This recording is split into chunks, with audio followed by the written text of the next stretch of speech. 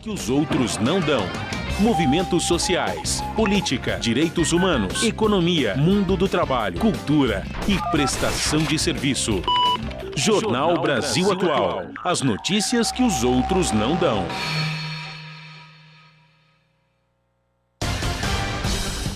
Bom dia, agora são 7 horas e começa aqui mais uma edição do Jornal Brasil Atual que você acompanha comigo, Glauco Faria, e estes são os destaques desta quinta-feira, 4 de junho de 2020. Brasil registra mais 1.349 mortes pelo coronavírus e bate novo recorde diário. Número de óbitos no país chega a 32.548 e casos confirmados da doença ultrapassam 584 mil. Bolsonaro veta 8 bilhões e 600 milhões de reais que estados e municípios usariam contra a Covid-19. Governo insiste em cloroquina e vai comprar 10 toneladas de insumos da Índia por 30 milhões de reais. Mortes por síndrome respiratória no Brasil aumentam 20 vezes durante a pandemia. Brasil inicia neste mês testes com vacina para a Covid-19.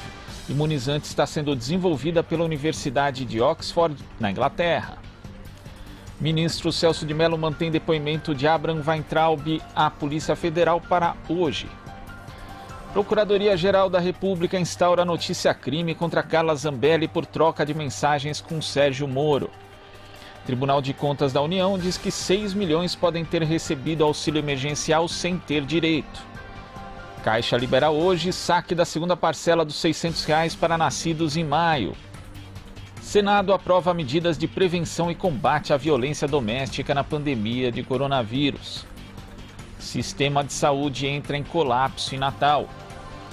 Fernando de Noronha volta a registrar contaminações um mês após zerar ocorrências. Em São Paulo, o governador João Dória convoca idosos para voltarem ao trabalho no metrô. Justiça barra decreto de Crivella que permite a abertura de igrejas durante pandemia no Rio de Janeiro. Atos antirracismo se espalham pelo mundo contra a violência policial. Terremoto de magnitude 5,5 atinge o sudoeste da Califórnia. E mais as principais notícias da política, da economia, do mundo do trabalho e da cultura. Agora são 7 horas e 2 minutos, horário de Brasília. Participe do Jornal Brasil Atual por meio dos nossos canais. Nas redes sociais, facebook.com/Rádio Brasil Atual, no Instagram, @Rádio Brasil Atual, no Twitter, @RA Brasil Atual. Inscreva-se também em nossos canais no YouTube. Participe aqui do Jornal Brasil Atual pelo WhatsApp no número 11 96893 7672. Esta é a Rádio Brasil Atual. Na Rádio Brasil Atual, tempo e temperatura. O dia continua úmido e frio nesta quinta-feira no estado de São Paulo. O tempo segue instável até o final de semana com muita nebulosidade e possibilidades de chuva na Grande São Paulo. Há condições para abertura de sol na capital, mas a temperatura segue amena e a sensação é de frio durante todo o dia. Apesar da presença de nuvens, não deve chover em boa parte do interior do estado. No litoral, o sol aparece com muitas nuvens durante o dia, com possibilidades de chuva a qualquer hora. No momento, os termômetros marcam 17 graus na capital paulista, onde a máxima é de 22. Em São Bernardo do Campo, a temperatura é de 14 graus e a máxima prevista é de 20. Já na cidade de Santos, os termômetros registram 16 graus agora, com máxima de 23. Em Mogi das Cruzes, a temperatura é de 15 graus neste momento, a máxima é de 21 graus. Os termômetros em Catanduva registram 15 graus agora e a máxima é de 28.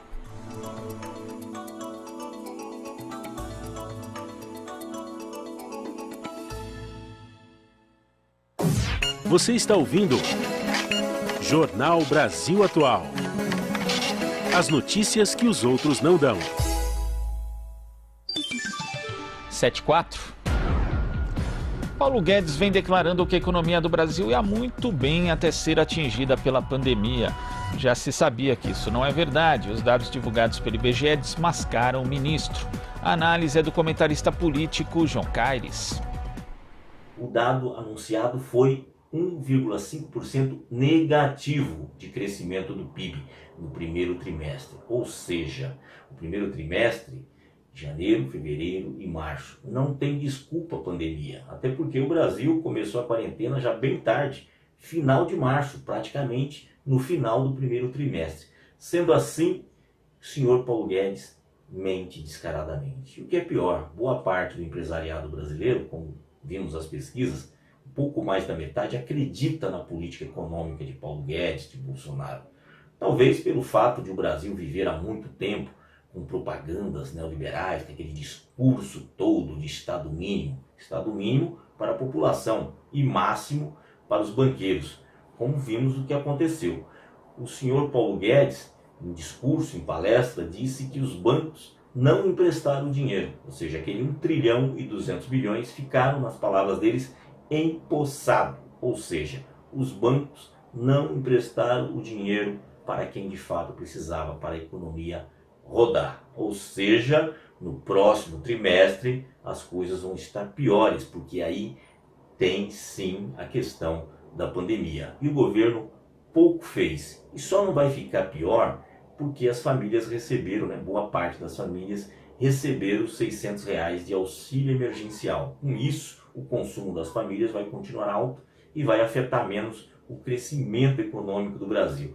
Mas mesmo assim a pancada vai ser grande nesse segundo trimestre. E o governo pouco faz. Por exemplo, os bancos não emprestaram dinheiro, 1 trilhão e 200 bilhões. Por que não emprestaram? Então, que volte para o governo esse dinheiro. Se o governo emprestasse um terço do que eles passaram para os bancos, para os microempreendedores individuais, as pequenas e microempresas, a gente resolveria um problema tranquilo. Seria em torno de 380, 390 bilhões de reais nas mãos de quem precisa, do pequeno e médio empresário, do microempreendedor individual, que é o caso de manicure, pedicure, a padaria da esquina, entre outras coisas. O governo não fez nada disso, deixou o dinheiro na mão dos banqueiros, que querem lucrar mais ainda com a crise, e a economia real, os micro e pequenos empreendedores estão perdidos, porque há informações que muitas pequenas empresas vão quebrar, vão fechar. Até porque o banco consegue ficar 1 ano, 2 anos no negativo. Grandes empresas a gente percebe que fica vários anos, 1, 2, 3 anos no negativo, mas consegue se refinanciar. Agora o pequeno empresário, pequeno produtor, não consegue e o governo não está fazendo nada. E a gente percebe que todas as medidas econômicas feitas no governo Bolsonaro, o resultado foi pífio. E agora o próprio IBGE, Instituto Oficial, Instituto do Governo, anuncia queda de 1,5% no PIB. Então toda aquela promessa, a reforma da Previdência vai gerar milhões de emprego, a reforma trabalhista vai gerar milhões de emprego, a economia vai crescer, foi por água abaixo. Sendo assim, o governo Bolsonaro é um fiasco. Se realmente se confirmar, 8% de queda é uma calamidade, é terra arrasada.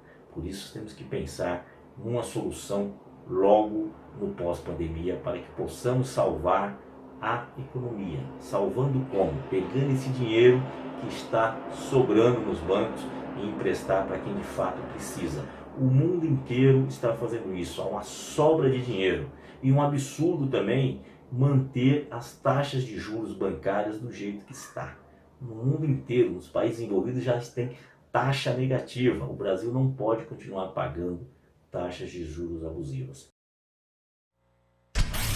Você sintoniza Rádio Brasil Atual.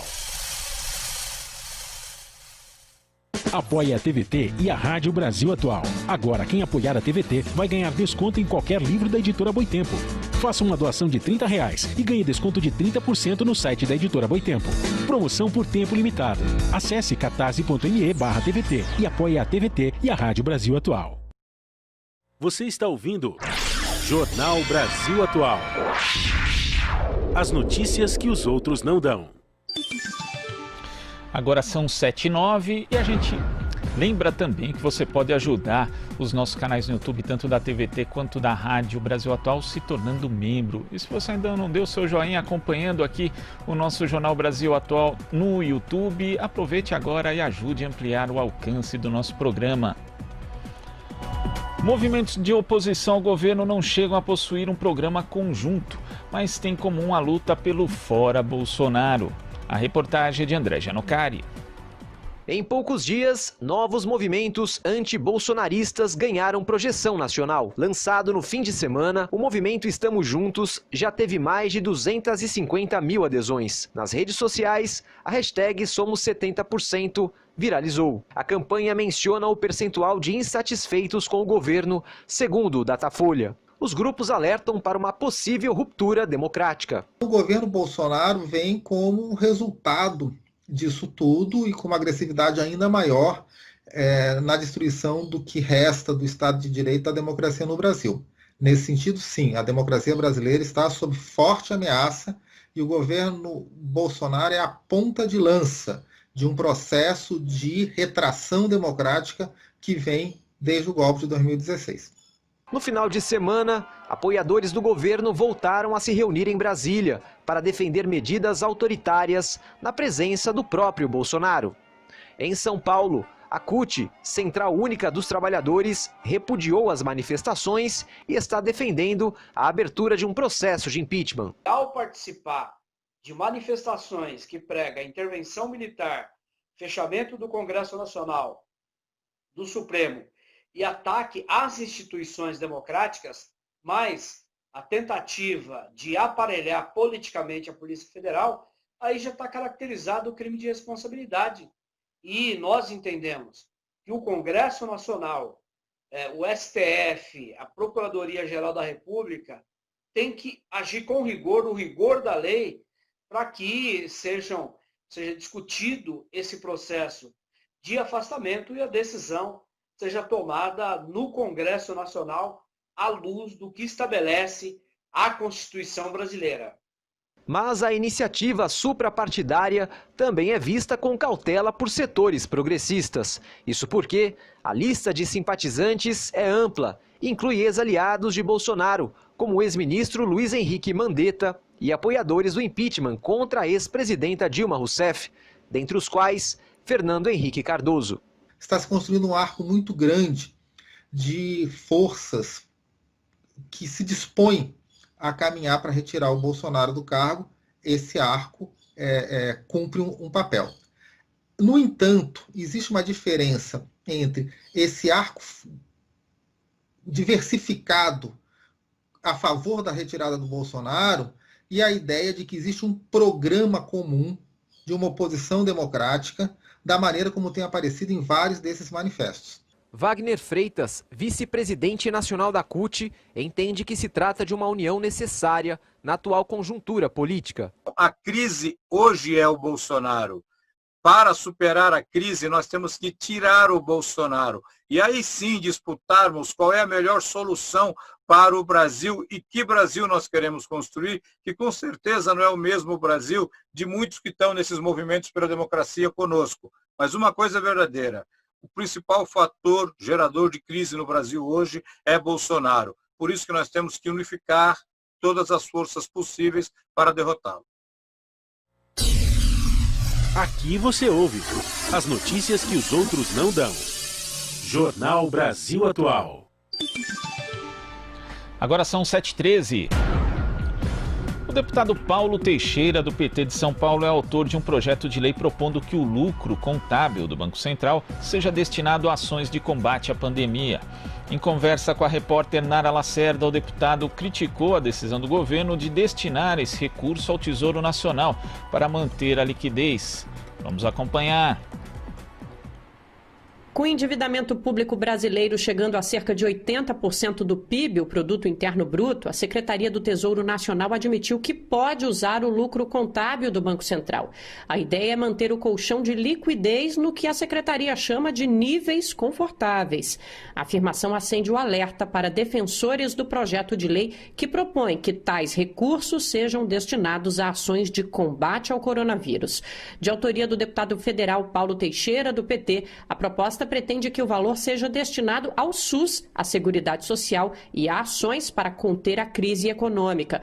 O chamado lucro contábil do Banco Central, uma espécie de poupança que rende em moeda estrangeira, está hoje acima de 500 bilhões de reais. O parlamentar vai pedir agilidade na tramitação do texto na Câmara para garantir que o governo não dê outro destino ao recurso. É que o governo sempre alegou dificuldade financeira para proteger as pessoas, investir no Sistema Único de Saúde, proteger os empregos, proteger as empresas. E nós dissemos não, tem dinheiro para pôr no sistema de saúde, tem dinheiro para prorrogar o auxílio emergencial, tem dinheiro para proteger os empregos, para emprestar para as empresas para elas não fecharem. Isso não dá para dizer isso. Então, o governo agora está diante dessa situação. Ele não falou isso para a sociedade, nós falamos. De acordo com o PL, o valor seria destinado mensalmente ao fortalecimento do Sistema Único de Saúde e da Seguridade Social.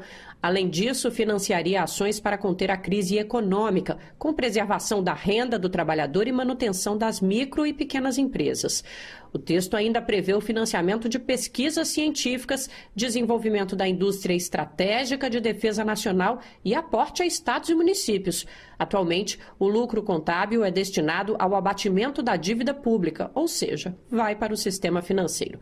Paulo Teixeira reforça que o projeto de lei não prevê endividamento ou venda de reservas. Não dá para dar um cheque em branco para eles, né? Porque, olha, se eles pegarem esse dinheiro e pagar dívida, é um crime diante de tantas vidas que estão sendo perdidas, diante de tantas pessoas que estão perdendo emprego, de tantas empresas que estão fechando suas portas. Para que os recursos sejam usados este ano, a aprovação do projeto de lei precisa acontecer antes do final de junho, quando são apurados os lucros do Banco Central. De São Paulo, da Rádio Brasil de Fato, Nara Lacerda. Você está ouvindo Jornal Brasil Atual. As notícias que os outros não dão. Agora são 7h16. Custo de vida, emprego e desemprego, cesta básica, tarifas públicas, salário mínimo. Agora, na Brasil Atual, a análise do DIEESE.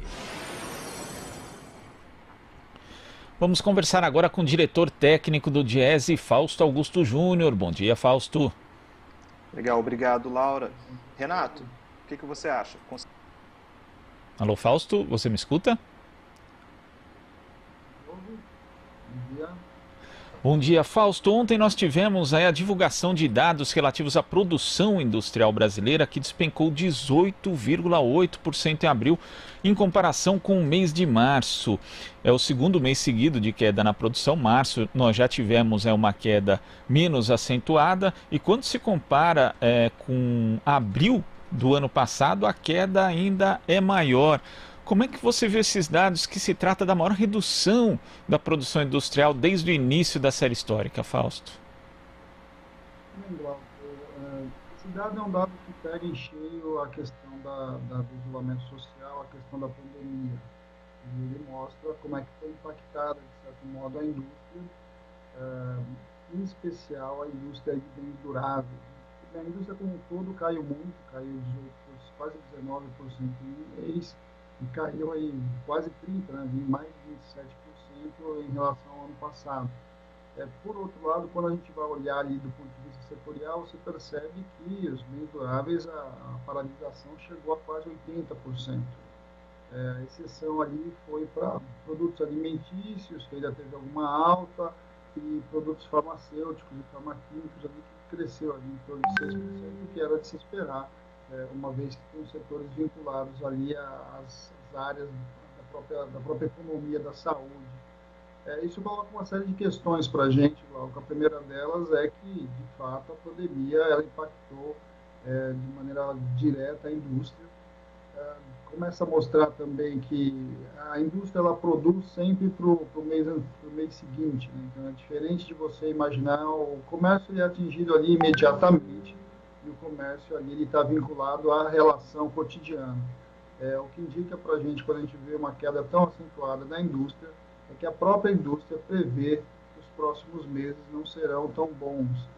o que significa que ela deixou de produzir para reposição de estoques para o momento seguinte e assim sucessivamente. Então, quando a gente olha para esse cenário, algo que a indústria já estava com muita dificuldade, ela já vinha com um processo de perda da sua capacidade ao longo dos últimos anos, ela se acentua agora, né, e coloca uma série de novos desafios para pensar para frente, para pensar uma nova economia que possa vir surgir a partir da pandemia. A gente percebe que setores, por exemplo, vinculados à indústria automotiva, elas basicamente foram paralisadas, o que indica ali bastante dificuldade para uma cadeia produtiva bem extensa, né? O que coloca questões, inclusive, quais são as prioridades do para frente aí com relação à própria indústria. Temos uma série de discussões colocadas, eu acho que a gente tem uma questão posta da própria discussão da reconversão industrial no Brasil. É preciso pensar a indústria para além da pandemia, é preciso pensar a indústria a partir de um novo olhar ali sobre o desenvolvimento do país, para quais são os setores nossos estratégicos, para onde a indústria deveria se concentrar, e a gente vai olhando que ao mesmo tempo em que a indústria parava boa parte das suas atividades, uma série de produtos que eram essenciais agora para o controle da pandemia, para o enfrentamento da pandemia, tiveram que ser importados, você não tinha como adquiridos aqui no nosso país. Então, eu acho que a gente está vendo ali, em relação aos dados que foram indicados, o que já era esperado, o que já estava colocado como perspectiva, mas ela coloca uma série de discussões do para frente que a gente precisa pensar, precisa construir políticas e precisa se preparar aí para o processo de retomada. E o Brasil, como você destacou, Fausto, já vem num ritmo de desindustrialização há alguns anos e essa situação da pandemia acaba evidenciando isso também, aliado ainda à queda do consumo, sendo que o governo não toma medidas, inclusive para garantir a sobrevivência econômica das famílias e impactar também essa queda de consumo. Quer dizer, é uma conjunção de fatores muito ruim para o setor industrial, Fausto. Muito ruim e do ponto de vista do trabalhador é bastante preocupante. Abril, a indústria demitiu mais de 190 mil pessoas, ou seja, aquele conjunto de medidas que o governo teria construído, a indústria teria muito provavelmente, seria o setor mais interessado por aquele conjunto de medidas, e a gente vê que mesmo com as medidas que o governo tinha implementado, ela ainda demitiu muito. A indústria ela guarda ali, a indústria é o lugar onde o emprego menos vulnerável, o emprego mais organizado, o emprego formal está constituído. Ela é a base que organiza, de certo modo, uma parte importante da economia e constrói os parâmetros para frente. Então, quando a indústria começa a passar por dificuldades muito grandes como essa, é bastante preocupante pensar para o pós-pandemia. É claro que a gente sabe que a produção industrial seria realmente impactada, mas é bom dizer que, comparando com países internacionais, o que a gente está vendo aqui no Brasil é uma queda mais acentuada na maioria dos setores. É razoável você imaginar que bens duráveis vai ter muita dificuldade, uma vez que as pessoas, como a gente já disse em outras oportunidades, as pessoas não vão trocar de carro numa crise como a que nós estamos vivendo, não vão comprar uma geladeira nova, as pessoas adiam as compras, mas isso também indica na outra ponta, Glauco, que a gente ainda tem estoques altos, não só no comércio, mas estoques altos em diversos setores da própria produção, e que isso vai, de certo modo, se alongar para os próximos períodos. É bem provável que os próximos meses também indiquem quedas importantes aí na produção industrial e que a gente vai ter que reconstruir um planejamento de como é que vai ser operado para frente. É fundamental também dizer que quando nós estamos falando de indústria, nós estamos falando de situações muito diversas. Uma coisa é uma montadora, uma grande indústria petroquímica, outra coisa são pequenas empresas de uma cadeia produtiva longa que produzem peças normalmente para montagem, para reposição, e a gente vai olhando como que muito provavelmente essas pequenas empresas são as empresas que vão mais sofrer e já estão sofrendo. Primeiro porque não têm acesso a crédito, segundo porque tem dificuldades inclusive na lógica de organizar o seu capital de giro, e são eles que já estão demitindo. É um momento importante para a gente pensar política, é um momento fundamental de começar a criar processo de discussão de recuperação de empresas, inclusive voltar à discussão que foi feita muito nos anos 90, da constituição das empresas de autogestão, ou seja, naquela que os trabalhadores assumem a produção quando essas empresas quebram. Acho que nós temos que pensar novas alternativas, é o momento de pensar a reconfiguração da lógica que vinha sendo estabelecida até então. Há oportunidades, mas a gente sabe que vai depender muito de como que nós fizermos e quais são as opções que vão ser feitas pelo governo, aí principalmente nos próximos meses. A queda da indústria, Glauco, também mostra que essa ideia de que o governo tinha, que era só manter as coisas abertas, que a vida ia continuar, está muito equivocada. Porque na maior parte dos estados, inclusive, a indústria não foi proibida de operar. Ao contrário, a maior parte de alguns lugares, inclusive, ela foi até incentivada a continuar operando. A gente sabe, inclusive, de surtos de doenças em diversos setores. Agora, não tem como separar a produção industrial do conjunto da sociedade e, principalmente, das expectativas que são criadas nas pessoas. Ou seja, a indústria produz, em especial no Brasil, para o mercado interno, e o mercado interno está paralisado simplesmente porque nós estamos no meio de uma pandemia da qual está matando mais de uma pessoa por minuto aqui no Brasil. Então, isso não tem como sair desse contexto. Nós temos que trabalhar as opções, principalmente para o depois da pandemia, para quando essa curva começar a cair e a gente começar a olhar para frente, olhar para as novas expectativas, as novas possibilidades. É isso que o governo não fez. Ao governo não organizar, não coordenar as ações de combate à pandemia, o que nós estamos vendo é que nós estamos pagando esse preço e a indústria é um dos setores que está pagando bem caro. Tá certo, Fausto. Muito obrigado pela sua participação aqui no Jornal Brasil Atual e até amanhã. Glauco, até a próxima. Bom dia a todos. Bom dia. Conversamos aqui com o diretor técnico do Diese, Fausto Augusto Júnior. Você está ouvindo Jornal Brasil Atual. As notícias que os outros não dão. Agora são 7h26. O que pensam trabalhadores, militantes e movimentos sobre o presidente da Fundação Palmares ter afirmado que o movimento negro é uma escória maldita? Sérgio Camargo também chamou os integrantes do movimento de vagabundos e fez xingamentos durante reunião privada no último dia 30 de abril. Na mesma reunião, o presidente da Fundação Palmares, que é ligado à Secretaria de Cultura do governo Bolsonaro, também ofendeu religiões de matrizes africanas. A reportagem é de Cosmo Silva. O Brasil tem mais de 50% de sua população composta por negros que não se veem representados nas várias instâncias de poder. No Congresso Nacional, os parlamentares negros não chegam a 18%. A falta ou pouca representação, mesmo sendo maioria da população, também se reflete nas TVs, nas cortes de justiça do país e nas universidades. Os números e dados só reafirmam que o racismo no Brasil é estrutural e que a luta dos movimentos negros por igualdade está longe de ser apenas vitimismo. Mas esse não é o pensamento do presidente da Fundação Palmares, Sérgio Camargo. O mandatário da entidade, que é ligada à Secretaria de Cultura do governo Bolsonaro, afirmou no final de abril que o movimento negro é uma escória maldita. As declarações levaram uma onda de protestos em todo o país e continuam gerando muita indignação.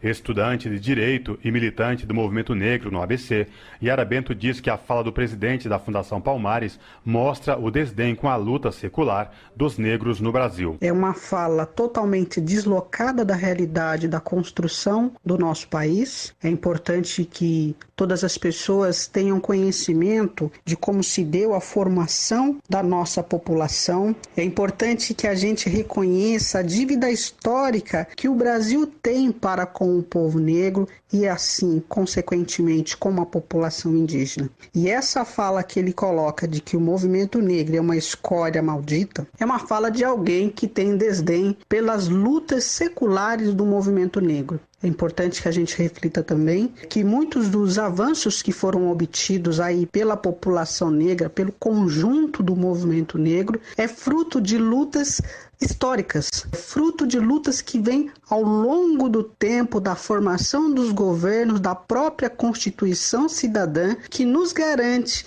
enquanto pessoas, enquanto cidadãos brasileiros, o direito. Aquele direito que nos foi negado e que permanece sendo negado. Trabalhador e fundador da ORPAS, a Obras Recreativas Profissionais Artísticas e Sociais, Daniel Faria ressalta que o presidente da Fundação Palmares não representa os milhões de brasileiros que diariamente fazem a diferença no Brasil sem nenhum apoio governamental. E eu estou aqui hoje para falar para o Sérgio Camargo, presidente da Fundação Palmares, que chamou o movimento negro de escória maldita, para falar para ele que eu sou essa escória maldita que acorda cedo para trabalhar, para lutar, para diminuir a desigualdade de milhares e milhares de pessoas, que faz tudo isso sem depender de recursos públicos, que diariamente desenvolve projetos de impacto social para unir todas as pessoas de bens, que olham para os mais vulneráveis, que olham para a condição dessa desigualdade social e luta com uma vida para diminuir essa desigualdade social. Eu sou essa escória maldita. Desaprovo totalmente Sérgio Camargo, que ocupa uma função que deveria ser de orgulho para nós, pretos, pobres, periféricos, e que está sendo ocupado por esse verme. Coordenador do Diretório Central Livre dos Estudantes da Universidade Federal de São Carlos, o estudante Raul Amorim afirma que a declaração de Sérgio Camargo escancara mais uma vez o discurso fascista e racista do governo de Jair Bolsonaro. Quando o presidente da Fundação Palmares chama o movimento negro de escória maldita, ele escancara mais uma vez a forma da qual o governo federal, fascista e entreguista, enxerga a luta por direitos no Brasil. Essa visão vai se refletir de outras formas na vida do povo negro atualmente, como, por exemplo, o aumento expressivo da violência policial nas periferias e, por consequência, do genocídio do povo negro, e na forma do qual os negros são os que mais morrem na pandemia, porque são os que menos têm condição de fazer um isolamento social nesse momento. É lamentável que a Fundação Palmares, uma fundação que historicamente é de luta e reivindicação da cultura negra no Brasil, seja presidida por alguém tão desqualificado e grosseiro. O movimento estudantil repudia veementemente esse tipo de falas e reforça mais uma vez que está junto com o movimento negro nas lutas e que isso já trouxe conquistas muito importantes, como as cotas e a assistência permanente estudantil.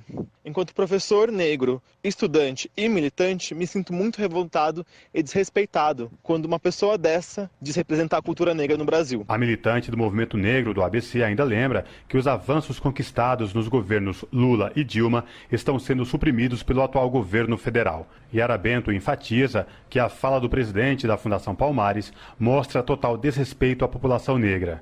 A ativista também lembra que as declarações reforçam atitudes racistas dos que se sentem representados por Sérgio Camargo e Jair Bolsonaro. Nós tivemos avanços a partir do governo Lula, em 2013, com a instituição da CEPIR, que foi comandada pela companheira Matilde Ribeiro, que foi a nossa primeira ministra. O que é importante refletir também que é uma mulher que tem histórico de luta, de reconhecimento no banco da academia e que estava lá produzindo políticas para que o movimento negro, para que a população brasileira, a população negra tivesse acesso. E ao longo do período nós estamos perdendo isso. Então essa fala eu entendo que ela é totalmente deslocada, é uma fala de alguém que não tem o mínimo de respeito, assim como ele é o Fernando Holliday, vereador aqui da Câmara Municipal de São Paulo, que tem produzido aí falas e retóricas totalmente fora de contexto do que a gente tem colocado para o mundo. Vale refletir, inclusive, de que nós estamos vivendo neste atual momento uma exacerbação do racismo. As pessoas elas têm encontrado espaço para pôr para fora todo o seu preconceito. Esta não é a primeira vez que Sérgio Camargo se envolve em polêmica. A nomeação dele, em novembro de 2019, pelo presidente Jair Bolsonaro, chegou a ser suspensa na Justiça por declarações incompatíveis com o cargo. Em fevereiro de 2020, o Superior Tribunal de Justiça acatou um recurso da Advocacia Geral da União e Sérgio Camargo assumiu a presidência da Fundação Palmares. A Defensoria Pública da União recorreu e aguarda julgamento. Cosmo Silva, Rádio Brasil Atual. Você está ouvindo Jornal Brasil Atual. As notícias que os outros não dão. O povo Yanomami lançou nesta semana a campanha #ForaGarimpo, Fora Covid. Tem ainda um abaixo-assinado, autoridades do Legislativo e do Executivo. E tem um filme também. A iniciativa é do Fórum de Lideranças Yanomami e Ecuana. A gente vai conversar agora com o vice-presidente da Utucara Associação Yanomami, que é o Dário Copenaua, uma liderança Yanomami. Olá, Dário, bom dia. Olá, bom dia a todos. Dário, eu queria que você falasse sobre essa iniciativa, né? Sobre essa campanha. A gente sabe que, em meio à pandemia, muitos garimpeiros estão na região, o que exatamente faz com que os indígenas Yanomami e também outros indígenas corram muito risco, inclusive, de vida. Como é que está a situação nesse momento? Quantos garimpeiros estão aí na área, na terra indígena Yanomami, que não deveriam estar? Olha, e é muito importante, né, para falar a realidade sobre garimpo e terra indígena Yanomami, né? Esse é um histórico muito grande, da década de 80 e 86, né? E isso está voltando, o problema garimpo ilegal na terra Yanomami, e hoje nós estamos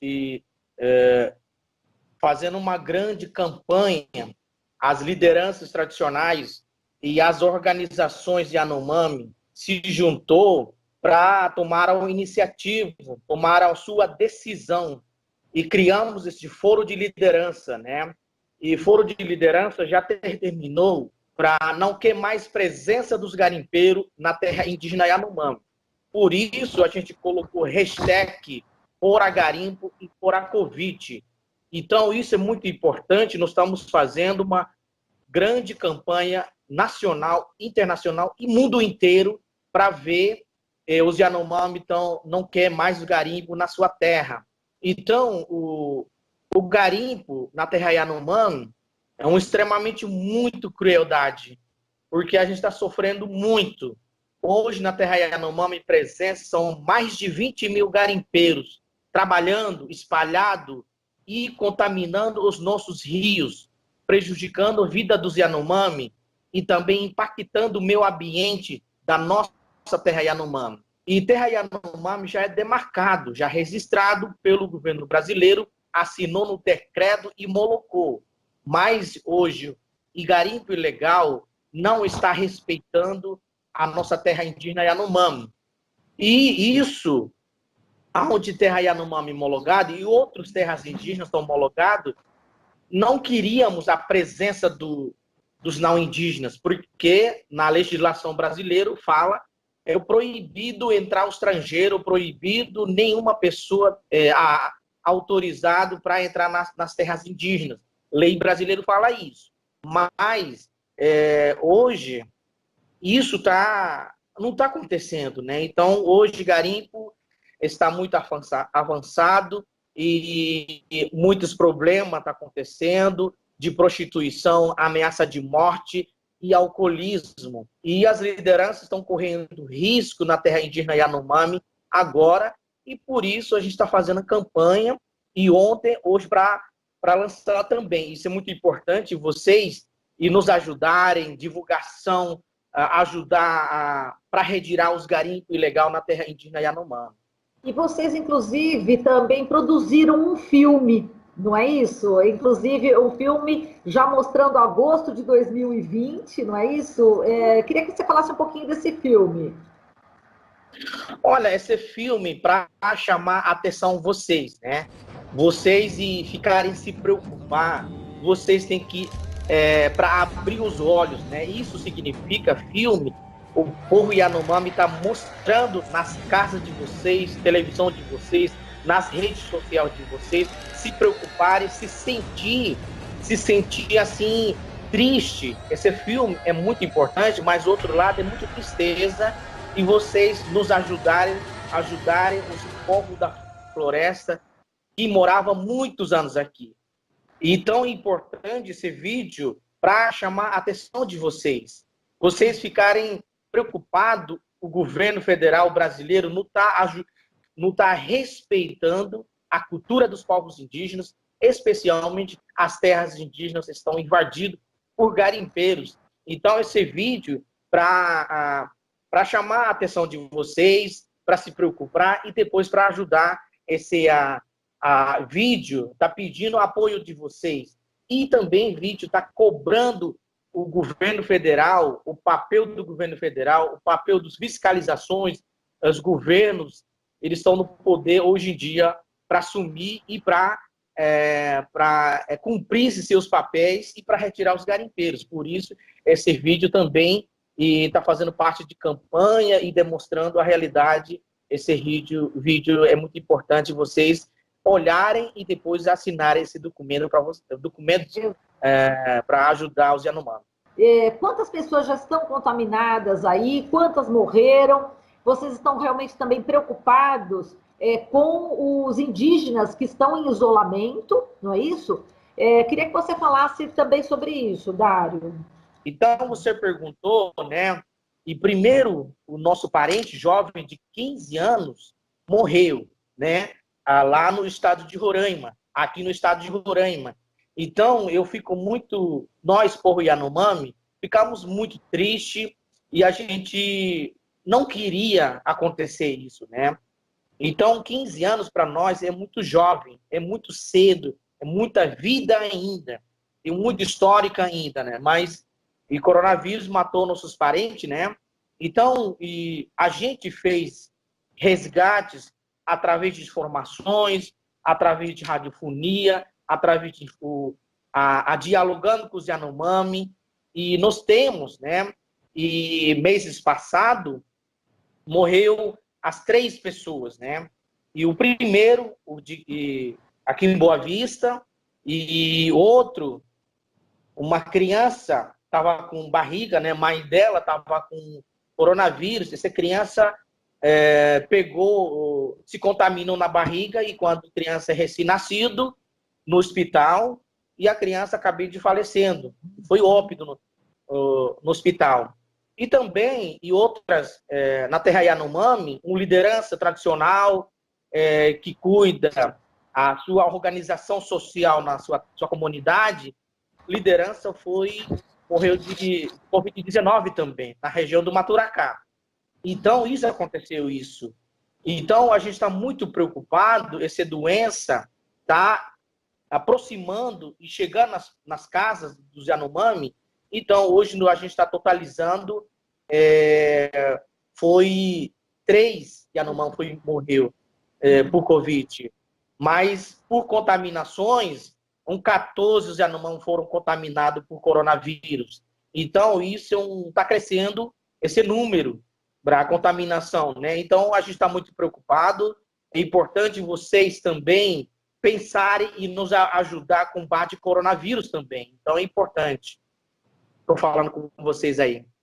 E eu estou falando como Yanomami. Eu não sou branco, eu sou Yanomami, que mora na minha terra, sofrendo com meus parentes. Quando o parente morre, eu choro com eles, dou com eles, mas eu estou na luta para combate ao coronavírus e não quero mais meu povo cada vez morrer mais nesse caso de coronavírus. Por isso, esses estudos são importantes, porque os brancos gostam de ler as porcentagens, e se a gente entregou esses elementos para vocês, para nos ajudar. Tá certo, Dário. E assim a gente encerra a nossa conversa. Muito obrigada. Um forte abraço para todos aí, Yanomami. Foi um prazer falar com você, viu? Boa luta. Obrigado para vocês também e outros, os jornalistas, né, estão me entrevistando também. Eu fico muito feliz. Você está me procurando. Eu sou porta-voz do povo Yanomami, sou vice-presidente da Rutucará Associação Yanomami. Eu sou anfitriões, está fazendo a campanha Fora Garimpo e Fora Covid. Muito obrigado pela atenção de você. Muito obrigado, um grande abraço. Está aí o Dário Copenaua, ele que é vice-presidente da Rutucará Associação Yanomami. Esta é a Rádio Brasil Atual. Apoie a TVT e a Rádio Brasil Atual. Agora, quem apoiar a TVT vai ganhar desconto em qualquer livro da Editora Boitempo. Faça uma doação de R$30 e ganhe desconto de 30% no site da Editora Boitempo. Promoção por tempo limitado. Acesse catarse.me/TVT e apoie a TVT e a Rádio Brasil Atual. Você está ouvindo Jornal Brasil Atual. As notícias que os outros não dão. 7h44. Em Santos, o Sindicato dos Servidores Públicos Municipais se mobiliza por melhores condições de trabalho. Os trabalhadores na saúde, assistência social e servidores da Guarda Municipal são os mais afetados, segundo o sindicato. Na luta contra a Covid-19, os trabalhadores na saúde enfrentam, além da doença, a má qualidade dos equipamentos de proteção individual. A reportagem de Larissa Borer. No dia 28 de maio, o Sindicato dos Servidores Públicos Municipais de Santos realizou uma manifestação em frente à Prefeitura. Observando os cuidados de proteção contra a Covid-19, o protesto reuniu os trabalhadores com bastante espaço entre eles e muitos balões brancos, lembrando o motivo da mobilização, com os dizeres EPI e antecipa 13º salário.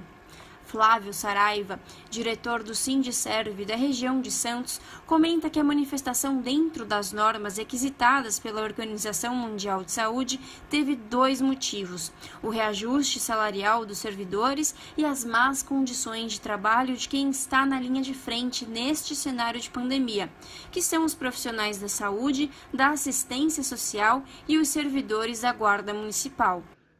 A motivação foram 2, basicamente. A primeira é que a gente tinha uma situação total descaso da Prefeitura em relação à discussão salarial dos servidores. Nossa data base é em fevereiro, o governo enrolou, entrou a pandemia, o governo se fez de morto e, lamentavelmente, agora a gente tem uma medida produzida lá pelo governo Bolsonaro, impedindo o reajuste salarial.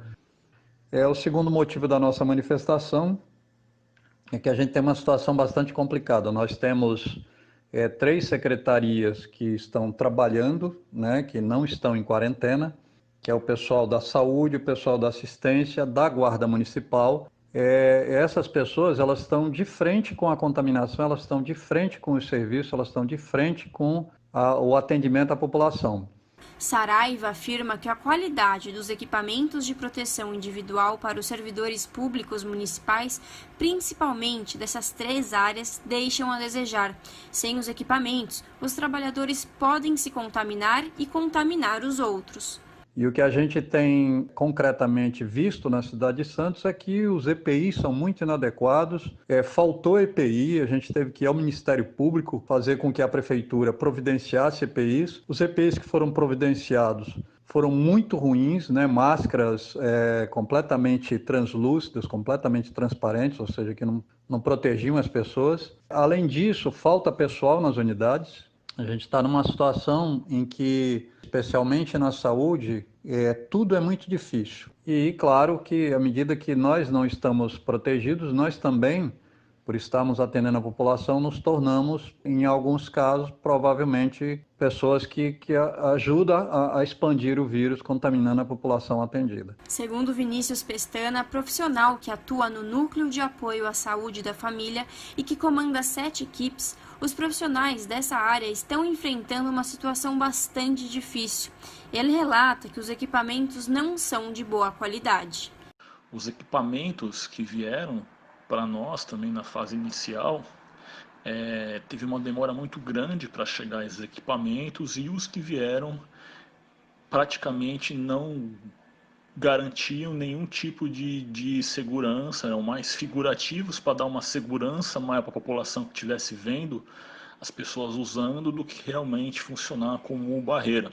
Os próprios aventais rasgavam com facilidade, enfim, na fase inicial foi bem complicada essa questão dos IPIs. Não que agora eles estejam na sua totalidade atendendo o seu objetivo. Nós temos agora máscaras de uma qualidade um pouco melhor, né? A questão do álcool em gel em todas as unidades já está sendo ofertado sem maiores problemas. Os aventais continuam de qualidade inferior, né? E as viseiras ainda não estão em todos os locais de trabalho. Pestana diz que os profissionais da saúde estão sobrecarregados e que há apenas um pequeno local sem estrutura para acomodação nos momentos de descanso. Locais de descanso ou estruturas que permitam os profissionais se recuperarem dentro dessa jornada de trabalho, eles existem à medida que a unidade de saúde e a Secretaria de Saúde da Família foi projetada para isso. Tem muitos locais que não tem e não foi pensado nisso, ou são unidades adaptadas para funcionarem enquanto saúde da família e unidades básicas. Então, basicamente, os profissionais cumprem a sua rotina de trabalho. O que acaba sendo um local de descanso é a copa, mas, ao mesmo tempo, acaba sendo um local que, em certos locais, fica muito aglomerado. Flávio Saraiva é crítico sobre a flexibilização da quarentena neste momento. De acordo com ele, não tem como ganhar essa batalha e tentar salvar vidas se o governo municipal e o federal atacam os trabalhadores com medidas como a reabertura do comércio. Então é isso, os servidores de Santos continuam na luta, a gente está procurando de todas as maneiras preservar vidas, cuidar da vida da população, mas é um momento muito grave em que não é só o governo municipal que nos ataca, o governo Bolsonaro ele está atacando de todas as maneiras os servidores e atacando a população, fazendo todo tipo de ataques aos direitos dos trabalhadores e, ao mesmo tempo, empurrando as pessoas para o retorno ao trabalho. Larissa Borer, Rádio Brasil Atual. Você está ouvindo Jornal Brasil Atual. As notícias que os outros não dão. Covid-19. Fique em casa. Saiba como se prevenir. Evite ficar em contato próximo a pessoas com febre e tosse. Evite aglomerações e procure um serviço médico se apresentar sintomas graves como febre, tosse e dificuldade de respirar. No momento, não há recomendação para uso de máscaras para a população no geral. Quem estiver saudável não precisa se preocupar com isso, mas todos devem sempre fazer a higienização das mãos com água e sabão ou álcool gel e evitar contato com mucosas de nariz, boca e olhos. São cuidados simples, importantes e que devem ser frequentes para prevenir doenças contagiosas. Uma campanha da Rede Brasil Atual, TVT, Brasil de Fato e Rádio Brasil Atual. Imprensa contra o vírus.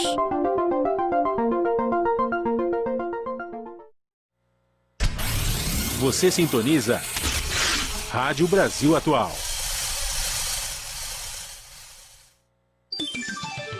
Agora são 7h51 e vamos fazer contato com o deputado federal e ex-ministro da Saúde, também médico infectologista, Alexandre Padilha. Bom dia, Padilha. Bom dia, é uma alegria a gente poder conversar com os nossos colegas e ouvintes da Rede Brasil Atual. Alegria é nossa, Padilha.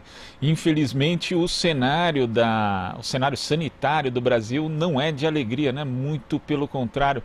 A gente teve ontem a divulgação dos dados mais recentes que indicam 1.349 mortes pela Covid-19 em um período de 24 horas. Foi o maior número já contabilizado durante a pandemia e agora o país já contabiliza mais de 584 mil casos. Padilha, como é que você avalia esse cenário da pandemia nesse momento?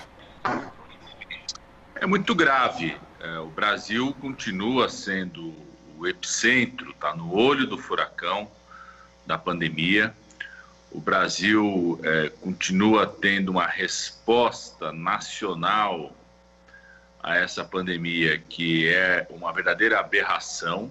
O Brasil é o segundo em número de casos do mundo, o quarto em número de mortes e é o 125º em relação ao número de testes realizados por 1 milhão de pessoas. Ou seja, o que mostra que o Brasil está fazendo absolutamente tudo errado daquilo que é recomendado pela Organização Mundial de Saúde e, sobretudo, aquilo que o Brasil já deveria ter aprendido, porque a grande vantagem que nós tínhamos é que o nosso outono, o nosso inverno, começa depois dos países do Hemisfério Norte.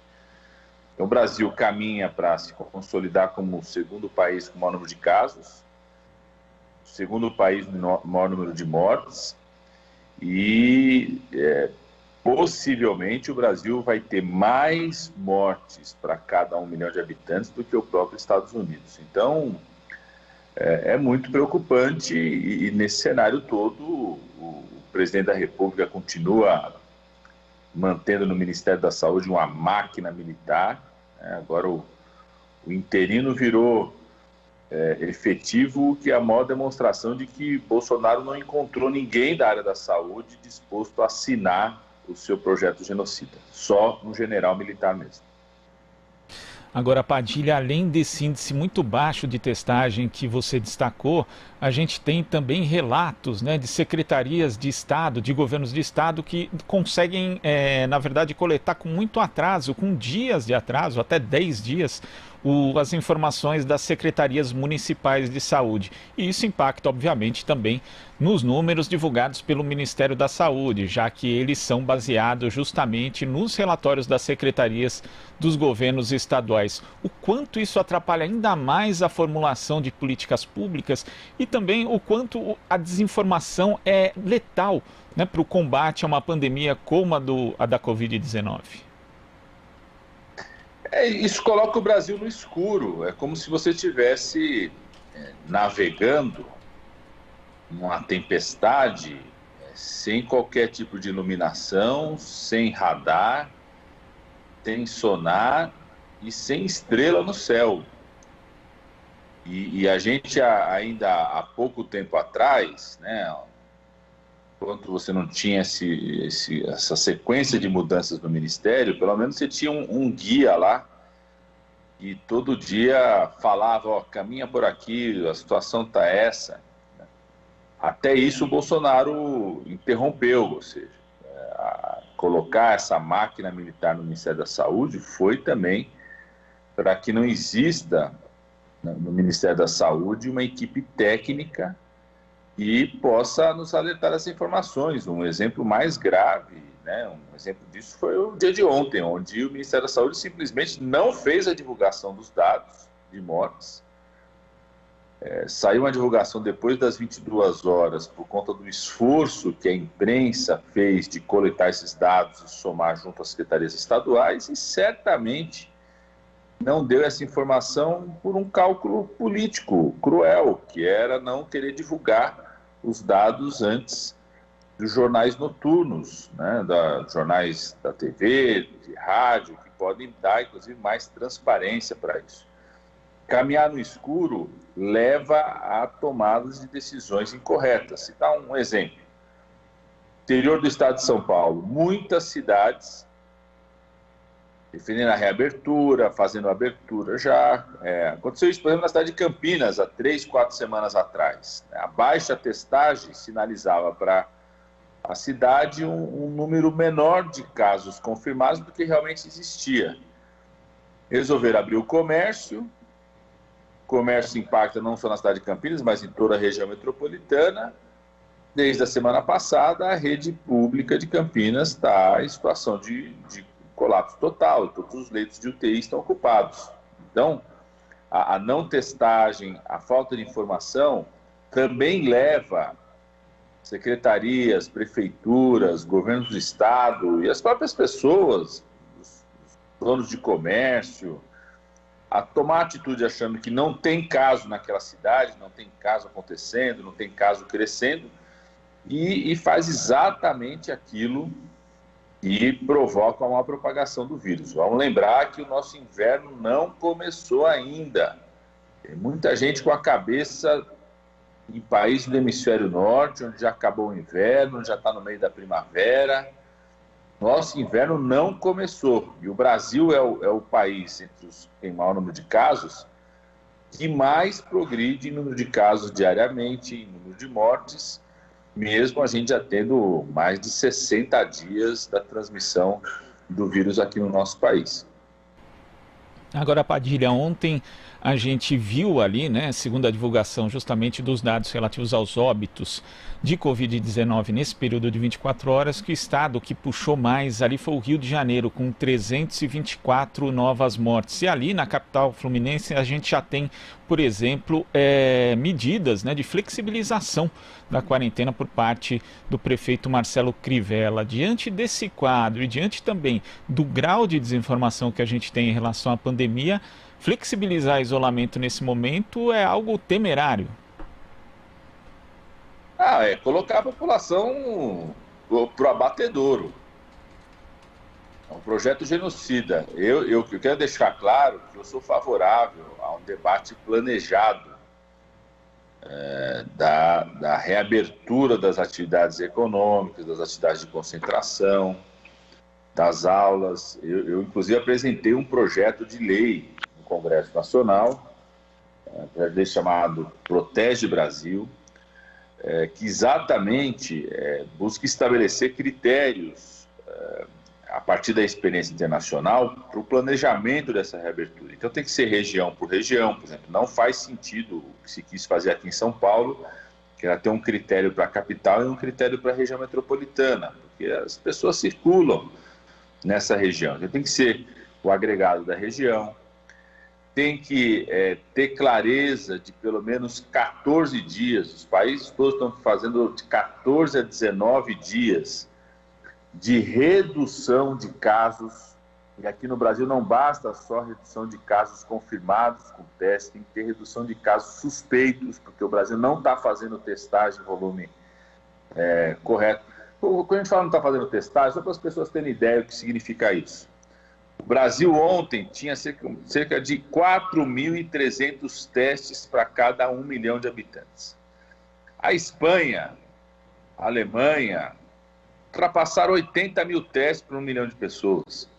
O Reino Unido, a mesma coisa. Estados Unidos, mais de 50 mil testes. Então, nós estamos falando de um país que realmente está andando no escuro no enfrentamento à pandemia. Então, eu defendo que você pegue região por região, analise qual que é a situação de crescimento ou redução de casos nos últimos 14 dias. Você analise os dados de internação. Não basta só os dados confirmados com teste de Covid, mas tem que pegar os dados que a gente tem desde 2009, a gente registra isso no Brasil. Desde quando a gente estava no Ministério, nós aprimoramos um sistema chamado CIVEP, que registra os casos de internação por gripe grave, que a grande maioria vai ser Covid-19. Então, sinaliza casos por gripe grave, que não tem a testagem ainda, que fechou o caso, mas já sinaliza esse aumento.